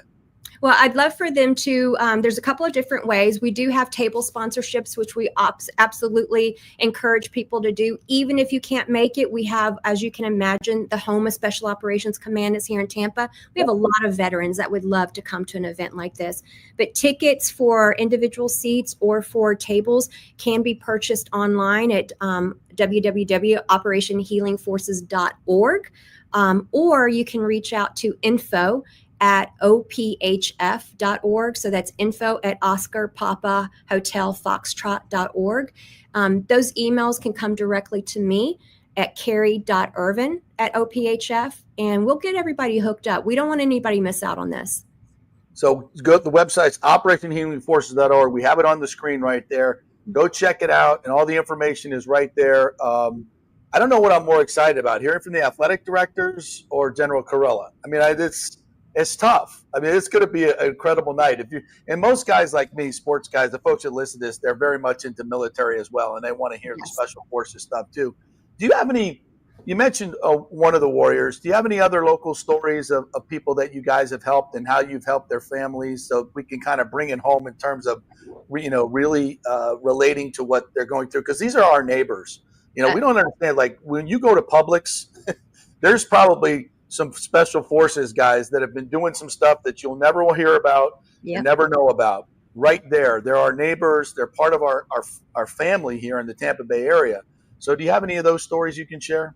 Absolutely. And you're right. I mean, we are the home of United States Special Operations Command. It's right behind the gates on MacDill Air Force Base. So you're very right. We have a huge population, and we do a lot here in the local area. Lately, we've been doing a lot of food insecurity grants. So, I mean, it's really sad when you think about the fact that these service members will raise their right hand to serve our nation, oftentimes going into really deadly situations, and yet they're worried about how they're going to put food on their table. And I know this is a challenge that people across the nation face, but here in Tampa, it's particularly difficult for some of them. We do a lot of immediate needs for individuals that have suffered visible or invisible wounds, a lot of mental health support. We are doing counseling. We have virtual wellness coaching that we have going on, but we'll also do mental health counseling. We do adaptive equipment. We've had families in the area that have needed some additional adaptive equipment, maybe some modifications to their home to allow for wheelchair access. We'll do things like that. We do transportation to and from medical appointments. We've done a lot of family mental health counseling lately too. Children. I mean, you're not just talking about the war, you're talking about the impact that it has on the lives of the children. And then, of course, we are surrounded by donors here in the area, and we have a unique model where we provide our therapeutic retreats in very emotionally and physically secure environments, and that's usually a home. So many of the people in this area are very generous to open up their homes for us because they'll be gone, right? So we know a lot of people leave during, or it's coming up. So during that max exodus, we have people that open up their homes and allow us to do our therapeutic retreats there, which really allows us to provide more opportunities for healing, reconnection of the couples, and then being able to have that very vital peer connection so that they have somebody that they can turn to. These therapeutic retreats have been proven to be very, very successful in the long term. Long-term impacts is what we're really looking for. And Tampa has a growing population of people that help support that. Yeah. Well, Carrie, this is going to be an amazing night. Again, operationhealingforces.org. Normally these four gentlemen are at each other's throats on the field.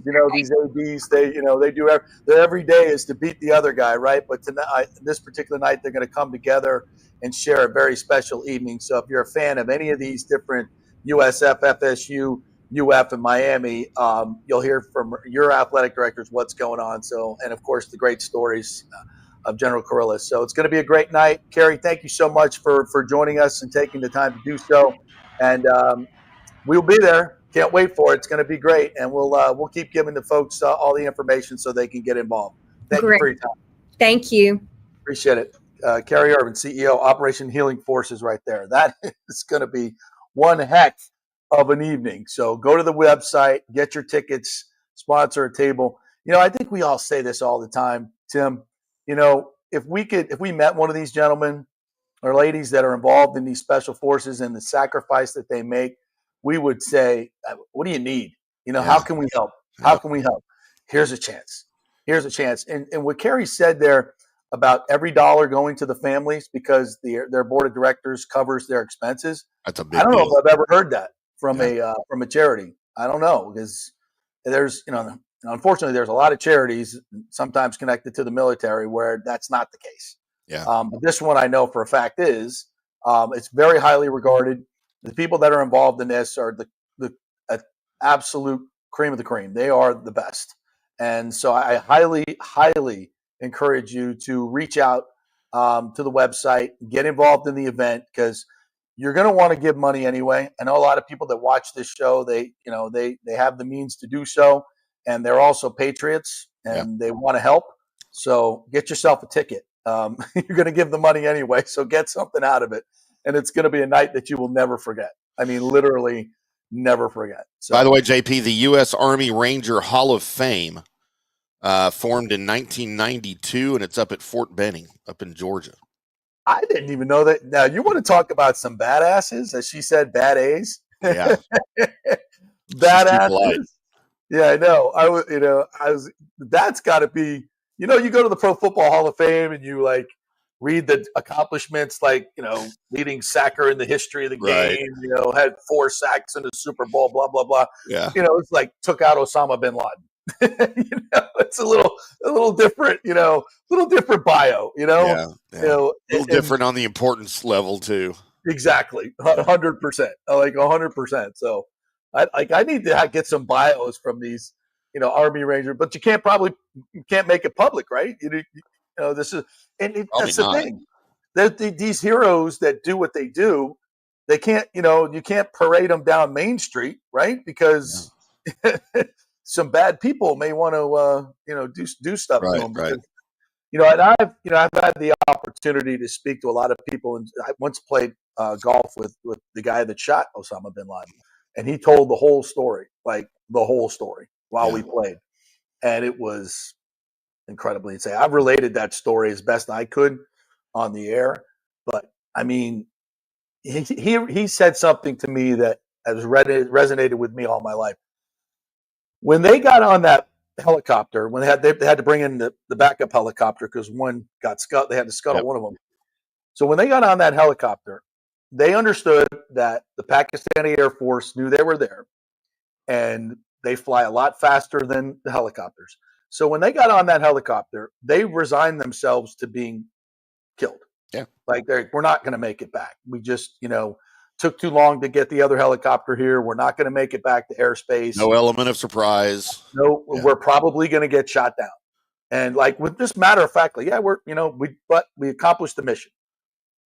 I'm like, really? That's a different mindset, man. But I'm like, really? You're just resigned yourself, and they were okay with that because that's what they sign up for. That's what they sign up for, And I'm like, wow, that's we talk about sacrifice. We sacrifice.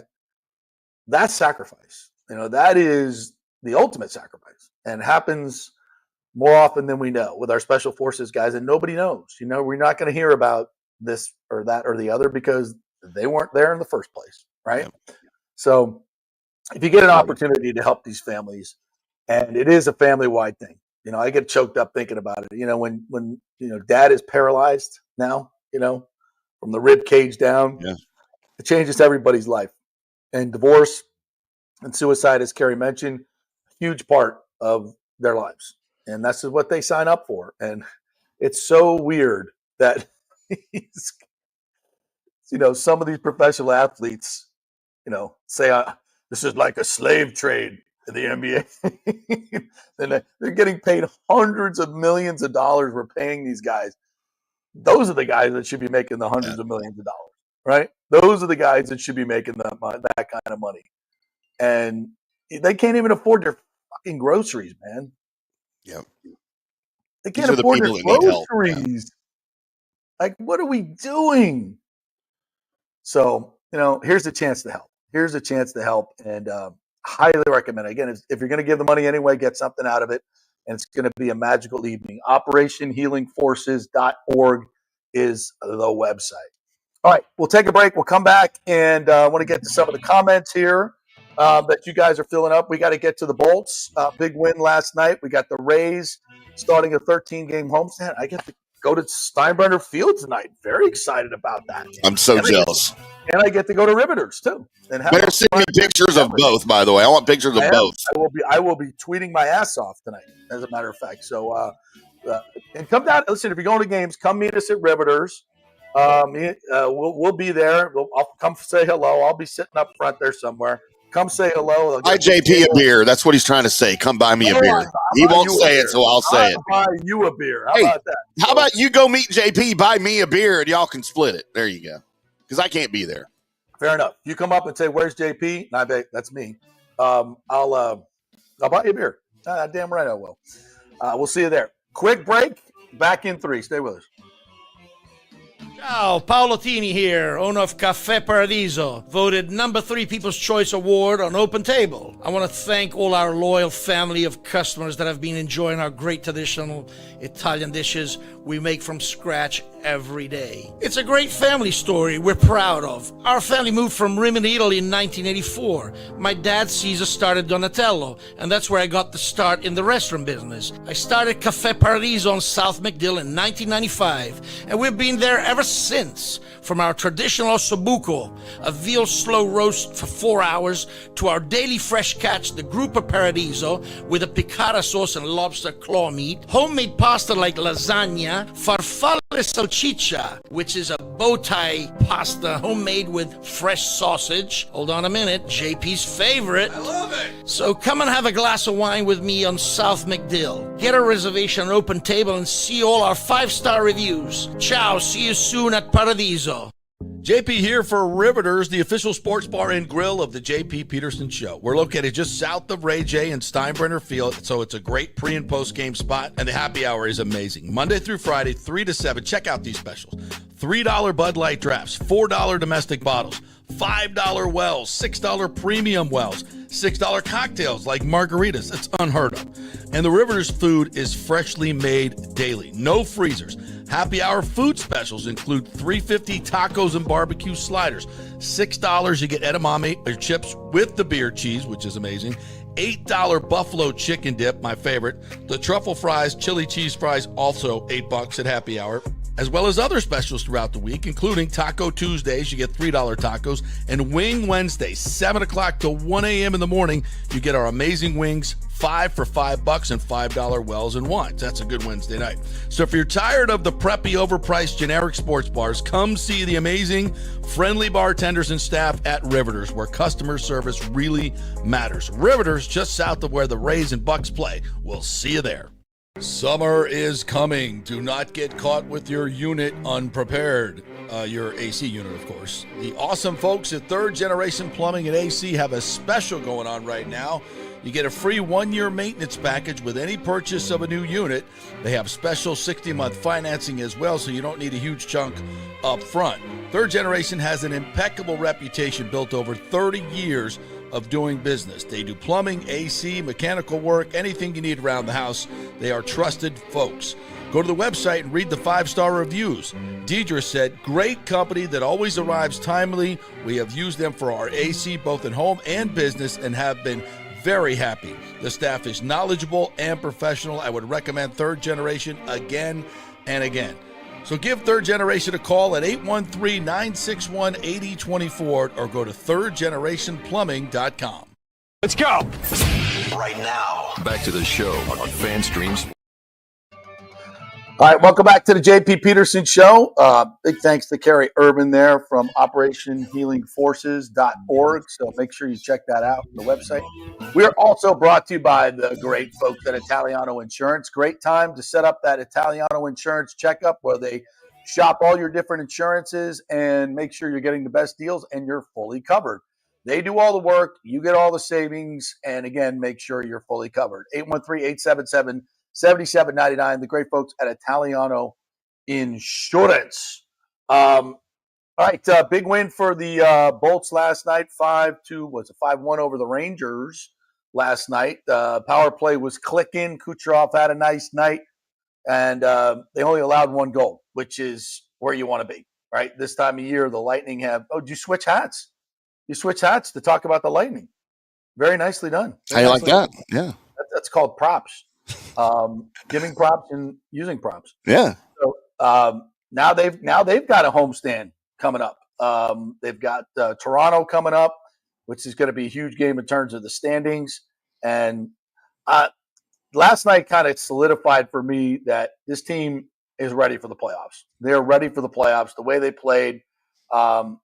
Again, one goal allowed. I'm like, let's get on with the playoffs. Let's get it going. But there's much to do about seeding. Obviously, the Panthers are not playing the best hockey in the world. Marchand, I think, has one assist in a few games that he's been playing, one goal. They don't have Kachuk. Ekblad is still suspended. I mean, the Panthers could be had. So at one point, we're like, I don't want to face them in the first round. But now I'm like, we could face them in the first round. I'll take, in Toronto, again, no fear of anybody in this Atlantic division. Not to be cocky, to say that the Lightning are dominant, but I don't know. I like their vibe. I like where they're at right now. I only think they're going to get it. Yanni got on the board last night, so that kind of gets him off the schneid a little bit. Yep. That always takes the pressure off. So if you're a Lightning fan, there's a lot of good. There's a lot to like right now. No question about it. Yeah, because time's running out. There's 5 games left in the season. Mm-hmm. You've got Toronto tomorrow night. Then you've got Detroit on Friday, Sunday, the Sabres, Lindy Ruff. Yep. Tuesday, Florida. You're going to end the season Tuesday, Florida of next week. And then Thursday, you're at the Rangers again. So you just showed the Rangers a little bit of something. Mm-hmm. You hope that can carry over a little bit of momentum, in a week and a half, if that's a thing, back on their ice again to end the season. And you'll know a little bit more the beginning of next week after Toronto, Detroit, and Buffalo, kind of where you are in the standings and what you need to do. I'll be interested to see what John Cooper does with Vasi over these next 5 games. If he's just going, he may just go all 5 games. I don't know what Cooper's got in store for him. Johansson was really, really good. He was really good against Buffalo. Yeah. So maybe you throw Johansson out against Buffalo again on Sunday, since he just saw them, but it'll be fun to see what Cooper does with Johansson and with Vasi over the next 5 games, getting ready for the postseason. Yeah, I'm looking at the standings right now. Toronto's at 98 points. They have a game in hand on the Lightning and the Panthers. Lightning at 96, the Panthers at 92. So if the playoffs were to start today, the Panthers and the Lightning would go at it. Yeah, which I don't hate. No, I don't hate. And again, we have the game with them coming up. So, and then Toronto would face who? They would face Montreal, right? Yeah. Or Detroit. Detroit's 6th back of Montreal. They're 6th back. Yeah. So, looks like Montreal. How about that? How about Marty St. Louis getting the Canadians get back into playoffs? That's Les Habitants. Les Habitants. That's a great story. It is. It would be not a great story if the Lightning were to win the division and then we face Montreal and then they beat us. Marty. No, that would be a rough one. I'll be doing that. But I think, listen, you got the game with Toronto. So even though they have the game in hand, I say, listen, the Bolts have been so much better at home. Just win the damn division. Just win the damn division and get as many home game 7s as you can get. So, all right, to the comments. To the comments we go. Yeah, they're just 500 on the road, aren't they, this season? Yeah, they're 500 as of since they won last night. Rick says, "Where's JP? He's sitting with Stu in the owner's box. Careful, JP. Don't let Stu talk you into the spaceship. He doesn't love you."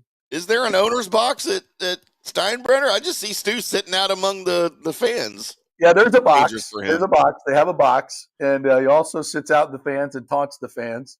So hopefully I'll see him tonight. If he's out amongst the fans. Can you imagine? We need photos of you going up to give Stu a big hug.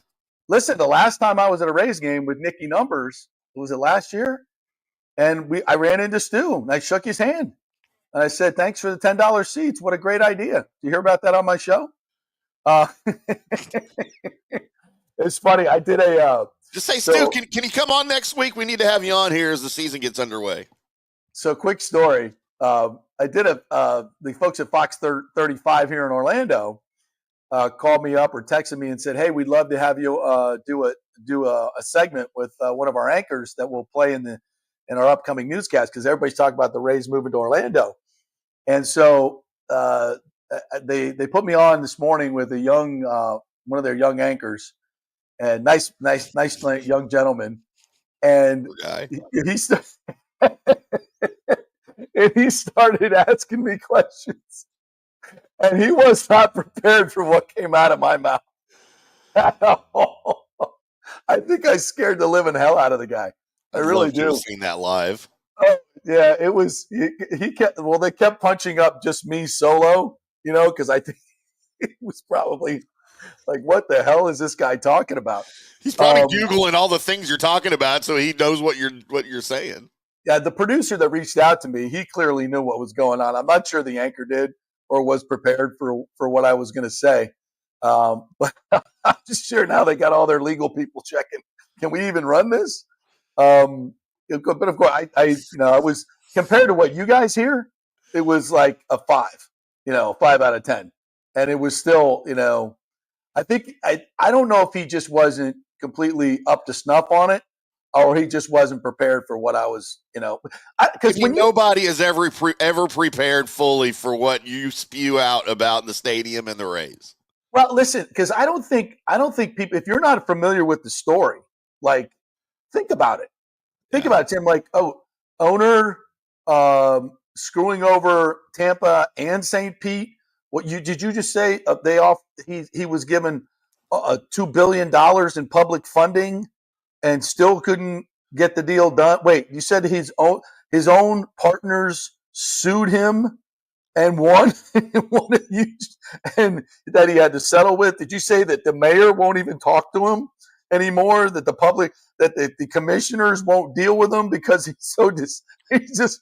I mean, when you think about it, it's like, holy, really? That's what's going on in Tampa? If you had no idea, you mean the other owners? The other owners are so pissed at him, they want him out of the game. They're trying to force him to sell. Like, think about it. Like, it's crazy. It's bananas. Was he a sports guy or was he just an anchor? No. So he was just a junior anchor trying to make his way in the business in Tampa. Like, he probably was like, this guy's just making this stuff up. He's just like, there's no way this is all real. This isn't a movie. This is like and I think we're so used to it. We're so close to it. When you step away from 40,000 feet, if for somebody who doesn't know about what's going on and has gone on here, you'd be like, are you serious? Like, all that drama? I'm like, yeah. That's it's real. It's real. Hilarious. So I'll be interested to see what how they present that. If they present it, present it, yeah. They're like, let's get legal on this right away before we let this guy go off. It's all true. 100% true, folks. 100% true. Hey, we're going to edit out some of the stuff, JP, that you said, but now the interview, the entire thing's only 12 seconds long, so we don't know what to do with it. B says, "Oh, right, we're doing the cage match tonight at Steinbrenner." No. I would just love to have him come on the show.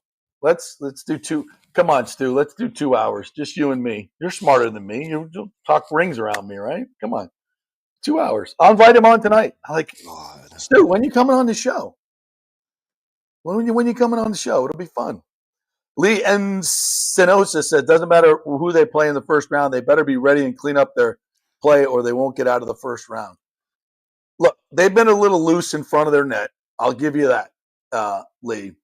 But I don't want to say they're bored, but I think they know where they're at and they're ready to get to the playoffs. Is that fair? I don't know. We'll see. I think they're ready. I think they're ready too. As Daniel Rivera says, these are the real heroes, JP and Tim. Absolutely. Our special forces are just incredible. Michael LaRue, good morning to you. It says 4-month investigation, 4 months of finding nothing. Is that how long it takes to find nothing? That third party got paid. Is he referring to the University of Florida's investigation of Todd Golden? I think he might be. Yeah, it has to be. He also says Coach K and Coach Saban only liked it when their programs paid players. I don't have the advantage anymore. I'm getting out. Is that what you're saying? Yeah. I think there might be a little bit of truth to that. All right, let's take our final break. TJ Reeves tells me he was on the San Antonio River Walk on the Gators party boat last night till 1 o'clock in the morning. So I got to hear that story. Oh, Lord. So quick break. Coming back with TJ Reeves live from San Antonio when we return. Brought to you by the great folks at the Golden Diamond Source. Back at 30. Hey, are you tired and broke from going to those overpriced sports bars with $18 martinis and $20 burgers? Well, head over to Riveters, now the official sports bar and grill of the J.P. Peterson Show. I love the atmosphere. It's uniquely nostalgic American, recalling the days of Rosie the Riveter. The staff is incredibly friendly and welcoming in a laid-back, casual indoor-outdoor setting. And check out the reviews, and you'll hear this. Best Reuben sandwich ever. Amazing wings, burgers, and prime rib. The welcome you get when you walk in is incredible. The staff will call you by name. You're not just customers. You're really part of the family. So go say hello to Maha, Taylor, Serena, May, Courtney, Jamie, Christina, Lauren. Tell them JP sent you. This is a real sports bar, and we love our home teams. And they're playing the games on the TVs all the time. You won't have to ask to put the Lightning, the Rays, the Bucs, or the Rowdies on. They do the UFC fights for free, no cover. Big screens and TVs everywhere. It's the place to watch sports in Tampa. Great fresh food, amazing staff, great drinks, insane happy hour, 3 to 7 every day. Race season is here, so make sure you stop by Riveters before or after the game. It's just north of 275 on Dale Mabry, just south of Steinbrenner Field. See you at Riveters. Spring means a time of renewal and Rays baseball, and the folks at Italiano Insurance want to welcome the Rays to Tampa and remind you it's time to renew those insurance policies with the now famous Italiano Insurance Checkup. Let the experienced and friendly agents shop your policy for the best price and coverage. Famous for saving me over $1,000 on our auto insurance last year and over $500 on our homeowners. Now that's a grand slam. Might as well get a double play by adding flood insurance and business insurance to your portfolio. Costs less than you think, and trust me, you do not want to risk your home or personal wealth. That's a big whiff. So step up to the plate and call 813-877-7799 and chat with the all-star agents at Italiano Insurance. 813-877-7799 or go to ItalianoInsurance.com. Go Rays! Let's go! Right now, back to the show on FanStream Sports. Welcome back to the JP Peterson Show, right here on FanStream Sports. I'm IndyCar Tim, the guy that will soon be coming up over there in that little screen is JP Peterson as he preps for Rays, the battle of JP and Stu Sternberg in the cage match, the virtual cage match at George Steinbrenner Field tonight. But we have more important things to get to than Stu Sternberg and George Steinbrenner Field and JP and the boxing match that I'm going to sponsor. Because it is time, boys and girls, here on the JP Peterson Show to, let's just get the guy, the man of the hour on, as Mr. TJ Reeves joins the show. There he is. Kids, good to be with you. Everything good? You hear me all right? It's been a wild last 12 hours. You got the Masters hat on, so you're ready for Masters week. I'm ready for whatever. I had the boat parade last night. You realize that we have a sequel with the boat parade, by the way. Let me change one thing with my Wi-Fi. Bear with me on the live show. Okay. I'm going to freeze for a second because the hotel Wi-Fi has been a lot like Houston was in the final 2 minutes last night. Crappy. So nice. stand by. Yeah, I did go there. Stand by while I adjust my Wi-Fi. I'll be right back with you. I may freeze here right. for a second while we do this on the fly. I didn't realize that the old laptop had rejoined the hotel Wi-Fi, and I need it to be on my Wi-Fi, or it's not going to hold up. Yeah, everyone knows hotel Wi-Fi is terrible. Wonky. Yeah, the folks at the La Quinta here, I'll just give them a free plug, have been great. Their Wi-Fi, again, not so much. You're staying at the fabulous La Quinta? The La Quinta right by the Alamo Dome, which was this was hopping. This was hopping tonight. There's no doubt. All right, so hang on 1 second because I will possibly freeze and be. I can't wait to hear about the boat. So they stole our boat parade idea in Tampa. Did we? Did y'all invent it? I think we did. Well, was there invented the boat parade? Well, for championships, we did. For championships? Were there championship boat parades before the Lightning and the Bucs did it? I bet the University of Juneau up in Alaska probably won like a gymnastics title or something, and they had a big parade in their frozen bay. Yeah, I don't think so. No, you don't think that was a? No, I'm not going. Could have been a thing. It could have been a thing. No, I was just a little pissed that Jason Light had a private boat parade for the free agency bonanza and didn't invite everybody else. I was a little insulted about that because we were talking about, hey, Jason, we'll help you out. We'll help you get everything going. And so last night you were involved in the Gator boat parade on the Riverwalk. I was. Nobody that I know of fell in the water. They did not toss the NCAA championship wooden trophy like Tom Brady chucked the Lombardi trophy. We will have breaking video right now as best as I can show it to you. Here are the Gators on that boat through the palm frond. That's them on the San Antonio River last night.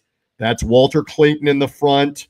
They're going to hold the trophy up in a second if my glare isn't too much. They're on the Riverwalk. You can see them on the Riverwalk. Sorry for the glare, folks. Looks good. I zoom it in. There's the guys. There they are holding the trophy up. There it is. That was 1 a.m. Central Time.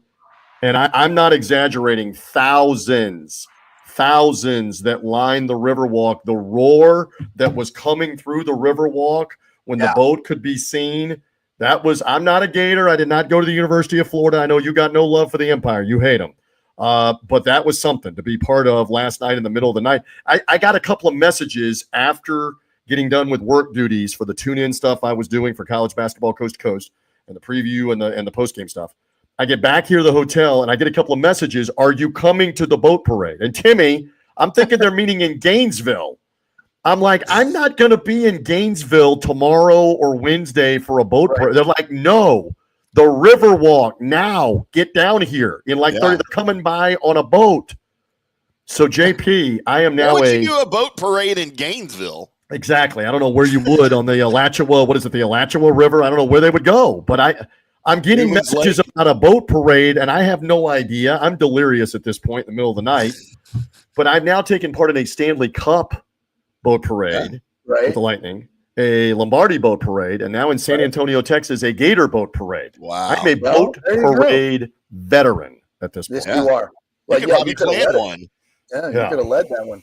So what was the scene like in the Alamo Dome as far as how many Gator fans? It must have been mostly Houston fans, obviously, because they probably got all the local tickets once you are correct by the other two teams. So it was probably decidedly Houston, but like the Gators have done all year. And by the way, I have much respect for the University of Florida and what their athletic program did this year and is doing with basketball. That's fantastic. And I was actually rooting for the Gators. I swear to God. Emotionally, I have not been able to do that many times, but I like this team. I like, it's hard not to root for them. I think, I believe it or not, some of my FSU brethren are going to hate me for saying that, but I was pulling for them. I really was. Geez, will love you though. Yeah. Well, there you go. Go where the bread is buttered on that. Exactly. You know how that works.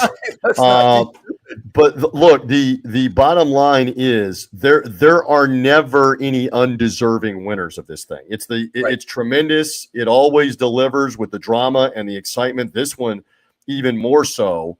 I mean, I have had the privilege of doing this now for 22 different Final Fours, not in a row.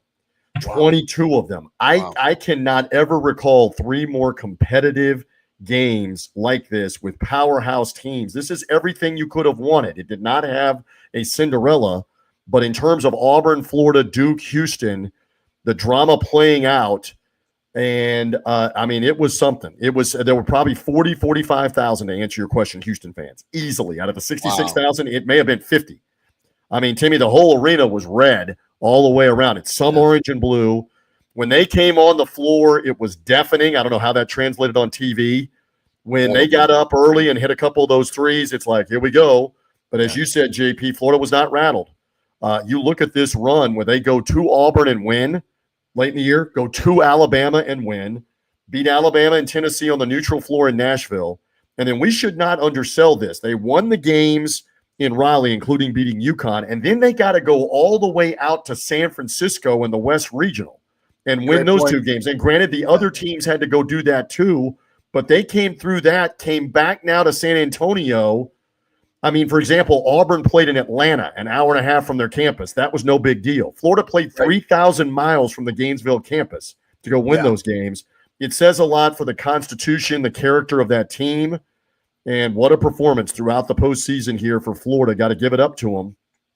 Walter Clayton, Bartow, Lake Wales. You felt horrible for anybody that would have done it, but Emmanuel Sharp, a local kid from Blake High School, Bishop McLaughlin, the private school, was a star there too. He gets caught jumping up in the air and the hands in his face, and he drops the ball down, and he knows he can't pick it back up, and that's the end of the game. That is dead bang. The game is over. We have lost. Crazy, crazy finish last night for sure, brother. I think they got into the offense a little late. Those last 2 Houston possessions were. I mean, let's give credit to Florida's defense, though. They were suffocating in those moments, no question about it. But I think in the end, when you live by the defense like Houston has, and their defense has been just incredible this year. When those times when you need big buckets and you don't have a Walter Clayton Jr. to get them, I think in the end that was what probably did Houston in. Would you agree? Yeah, they rely on LJ Cryer, the Baylor transfer, and he had a good game, not a great game, and they didn't really have anybody else. They didn't have anybody else in double figures, to your point. Right. Yeah. They were astounding with what they did this year. And Tim, I know we're preaching your song covering the Big 12 and Texas Tech. They had lost 1 basketball game since December 1st. By 1 point in overtime to the Red Raiders at home. They had won all 10 of their Big 12 road games in the second toughest conference. They won the tournament without Jawan Roberts, their big man, playing in the semifinal or the championship game of the Big 12 tournament. They turn around and beat Gonzaga, followed by Purdue, followed by Tennessee, followed by Hello Duke to get to the title game. This was an amazing run for them. 2 minutes to go. Down 9 with up in the national title game the whole way, including with 2 minutes to go. And Florida was just better in the end. Remarkable performance by Florida. And again, it was neat to be around all of this last night. I have several friends and acquaintances that I have been around. That here in San Antonio, they were delirious last night in the middle of the night. I'm going to rendezvous with a couple of them. They're on my flight coming back later this afternoon. I have a feeling that the entire terminal for Southwest that I'm flying on is probably going to be mostly Florida fans trying to fly back to either Orlando or Tampa. Hungover. Oh my God. What a night, and give them credit. And I will say this, give Scott Strickland credit, because when he hired the athletic director, when he hired Todd Golden 3 years ago, there was a whole lot of who are we hiring? From the University of San Francisco. They know who he is now. I said this at the beginning, TJ. You've been in this business a long time. Mm-hmm. And when coaches get accused of what Todd Golden was accused of, what's the first thing that administrators do? Usually you're fired. suspended. You're fired. suspended at least, if You're on not leave. fired. You're on leave. They totally freak out before all the evidence is in. It's the way it's done because of the nature of the allegations. And I credit Scott Strickland. I'm not here to understand what happened in all that. I know they did an investigation. They hired a third party, all that stuff. But the point is, 9 times out of 10, the administration freaks out, fires the coach, sends him away, ostracizes him before the evidence is even in. They didn't do that. Correct. They didn't do that. And they end up winning a national championship. It's not a huge part of the story, but it's an important part of the story. Let's just pick it up on this one point, and we don't have to devolve. You only got a few minutes left here into should it have been litigated better, covered more. It wasn't even covered or talked about at all during this tournament run. Completely ignored on this Final Four weekend by CBS, by the major outlet. Nobody's talking about that this was going on back in November when the season began. So they overcame it. The players rallied around it. I kept hearing, because I was in communication with numerous ones of these friends and acquaintances, you have them too, that were in Raleigh and then they were in San Francisco, and they kept saying this team is so tight-knit, so together. Exactly. They are going to find a way. Walter Clayton is not going to let them lose. And my God, you know this, Tim, with the Red Raiders. The Red Raiders are up 9 with 3 minutes left. Florida is as dead as the chicken quesadillas that I was having on the Riverwalk the other night, and Clayton wouldn't let them lose. They get to the Final Four, and he wouldn't let them lose against Auburn with 30 more. And you love that stat. You're aware of the stat that the only 2 players to get 30 or more in an Elite Eight game, you heard this, and then the Final Four, Walter Clayton and Larry Bird. How about that all-time stuff right there? I mean, forget about just the national title, that you can walk in and go, there's 2 guys that got 30 in an Elite Eight game, followed by 30 in the Final Four Saturday. It's Bird and me. That's the list. But it was the timing of the buckets. Like last night especially, he didn't score until 15 minutes left in the game. Correct. He was 0 for 4 in the first half. But you always felt, because you've seen it happen in the previous 5 games, and to your point, the SEC tournament all season long, this guy's going to make a play. When they need it the most, he's going to make a play.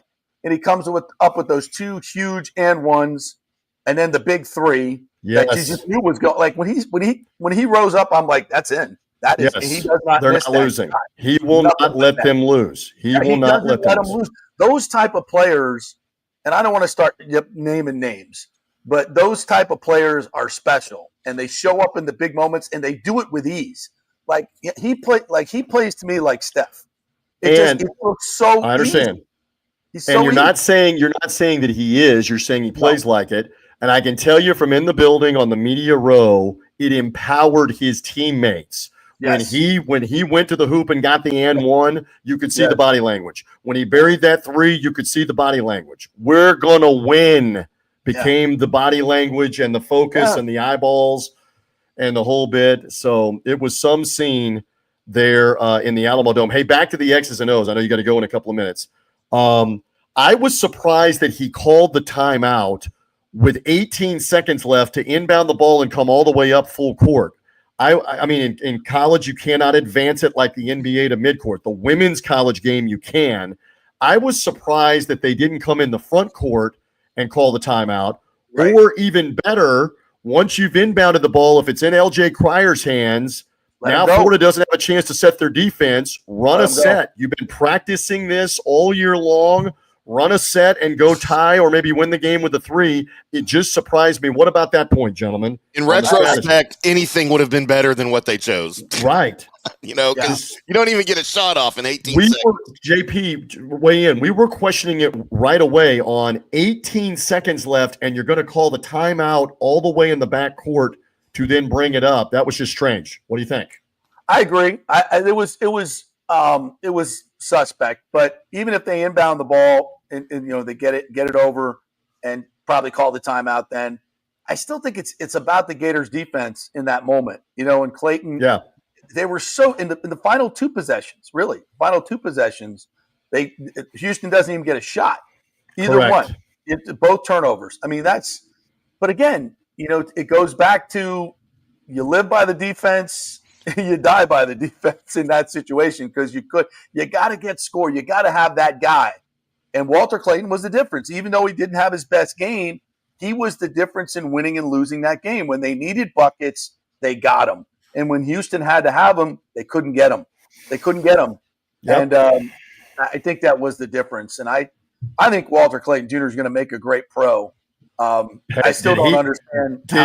Did he make some money the last 2 weekends? Absolutely. Yeah. Somebody's got to pay him.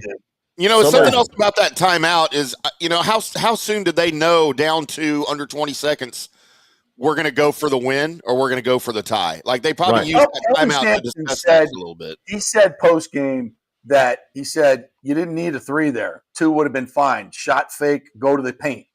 He said that. So I don't think the plan was to definitely take a 3 and go for the win. I know that was the conversation after the game and the post game. Yeah.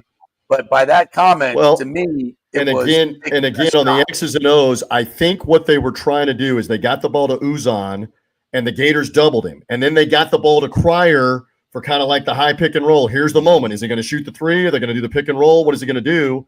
And I think it's Clayton that's in his way and disrupts him, and he gave the ball up to Sharp. Yeah. And Sharp played it like a hand grenade, unfortunately, at the end.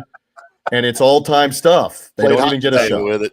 Oh, listen. That makes that offensive set look even worse unless they were dead set on going for the win. That offensive set that they came out of the timeout looks even worse at that point. Then. But the end result is credit Florida. They made all the plays, including the ones at the very end of the game. The story is them. Boys, this has been something else. It's not lost on me that I get the privilege of being around this over and over and over again. I was with you a year ago from Arizona, remember, on the UConn repeat. I am back on the JP Peterson show from the Final Four in the Alamo Dome. I was going to be with you. Last question, because Timmy went on a rant today about this, and I agree with him. I'm done with these domes. Back 20 years ago, you needed to sell a lot of tickets. I get it. 68,000 people. I don't like watching the Final Four in domes. I've been to Final Fours in domes. A rare chance where I'm going to swat you, but I love it. I love the atmosphere. I love the amount of people that get there. But what about from a TV standpoint, watching it on TV? I think it is almost unwatchable on TV. But I mean, the drama was there. The shooting was there more so on Saturday than it was last night. I mean, my God, it was bad last night for 3. Well, that's part of it. It's I've shot around in domes. When you get out there, when we get our little shoot around after our media availability. Sometimes if you're on the road with a team and you're doing the games, so I've been in these domes where it's just the basket looks. It's just weird. The backgrounds are weird. It sounds weird. I'm going to break something. Weird. I'm going to break something to you. I'm going to whisper it. They're never going back to arenas. I know. You're right. It's always going to be in the football stadiums. From here on out. By the way, make your plans now. Not only the women's Final Four at the Amalie Arena just this past weekend, the men's first round of the NCAA tournament, March of 2026, Amalie Arena. In a basketball arena. Who knows if Florida is going to be there as part of that as the defending national champ? Stay tuned. Or USF with their new coach. Brian Hodgson was on the plane with me. I think I texted you. He was on the plane with me coming out to San Antonio on Thursday, which seems like it was back in February. I've been in the Alamo City for a while here for a few days. I'm ready to make my way back to Tampa Bay. JP, you and I got to get on the golf course. Have me back around Buccaneer draft time. All right, let's do it. And we'll get it all done. I'm happy to be with you whenever you need me. All right, let's go play some golf soon. All right, partner. Let's do it. Thank you, TJ. You're the best, buddy. Appreciate Great you. to be with you. See you, kids. From boat parade to the show. All right, boy, that was a heck of a show today. We thank Scott Reynolds for joining us here on this Florida Gators Championship show. And we thank TJ Reeves for being on here. And, of course, Carrie Irvin from OperationHealingForces.org. Once again, if you want to go say congratulations to Scott Strickland next week, and on April 16th, he will be here along with the other big four. We'll call them the big four. Athletic directors Michael Kelly, Michael Alford from FSU, Dan Radakovich from Miami, and, of course, Scott Strickland, the Championship Gators will be there. So operationhealingforces.org is where you get the tickets for that. And the Great Military Night will be saluting the Special Forces as well. Thank you, Timmy. Happy birthday to you.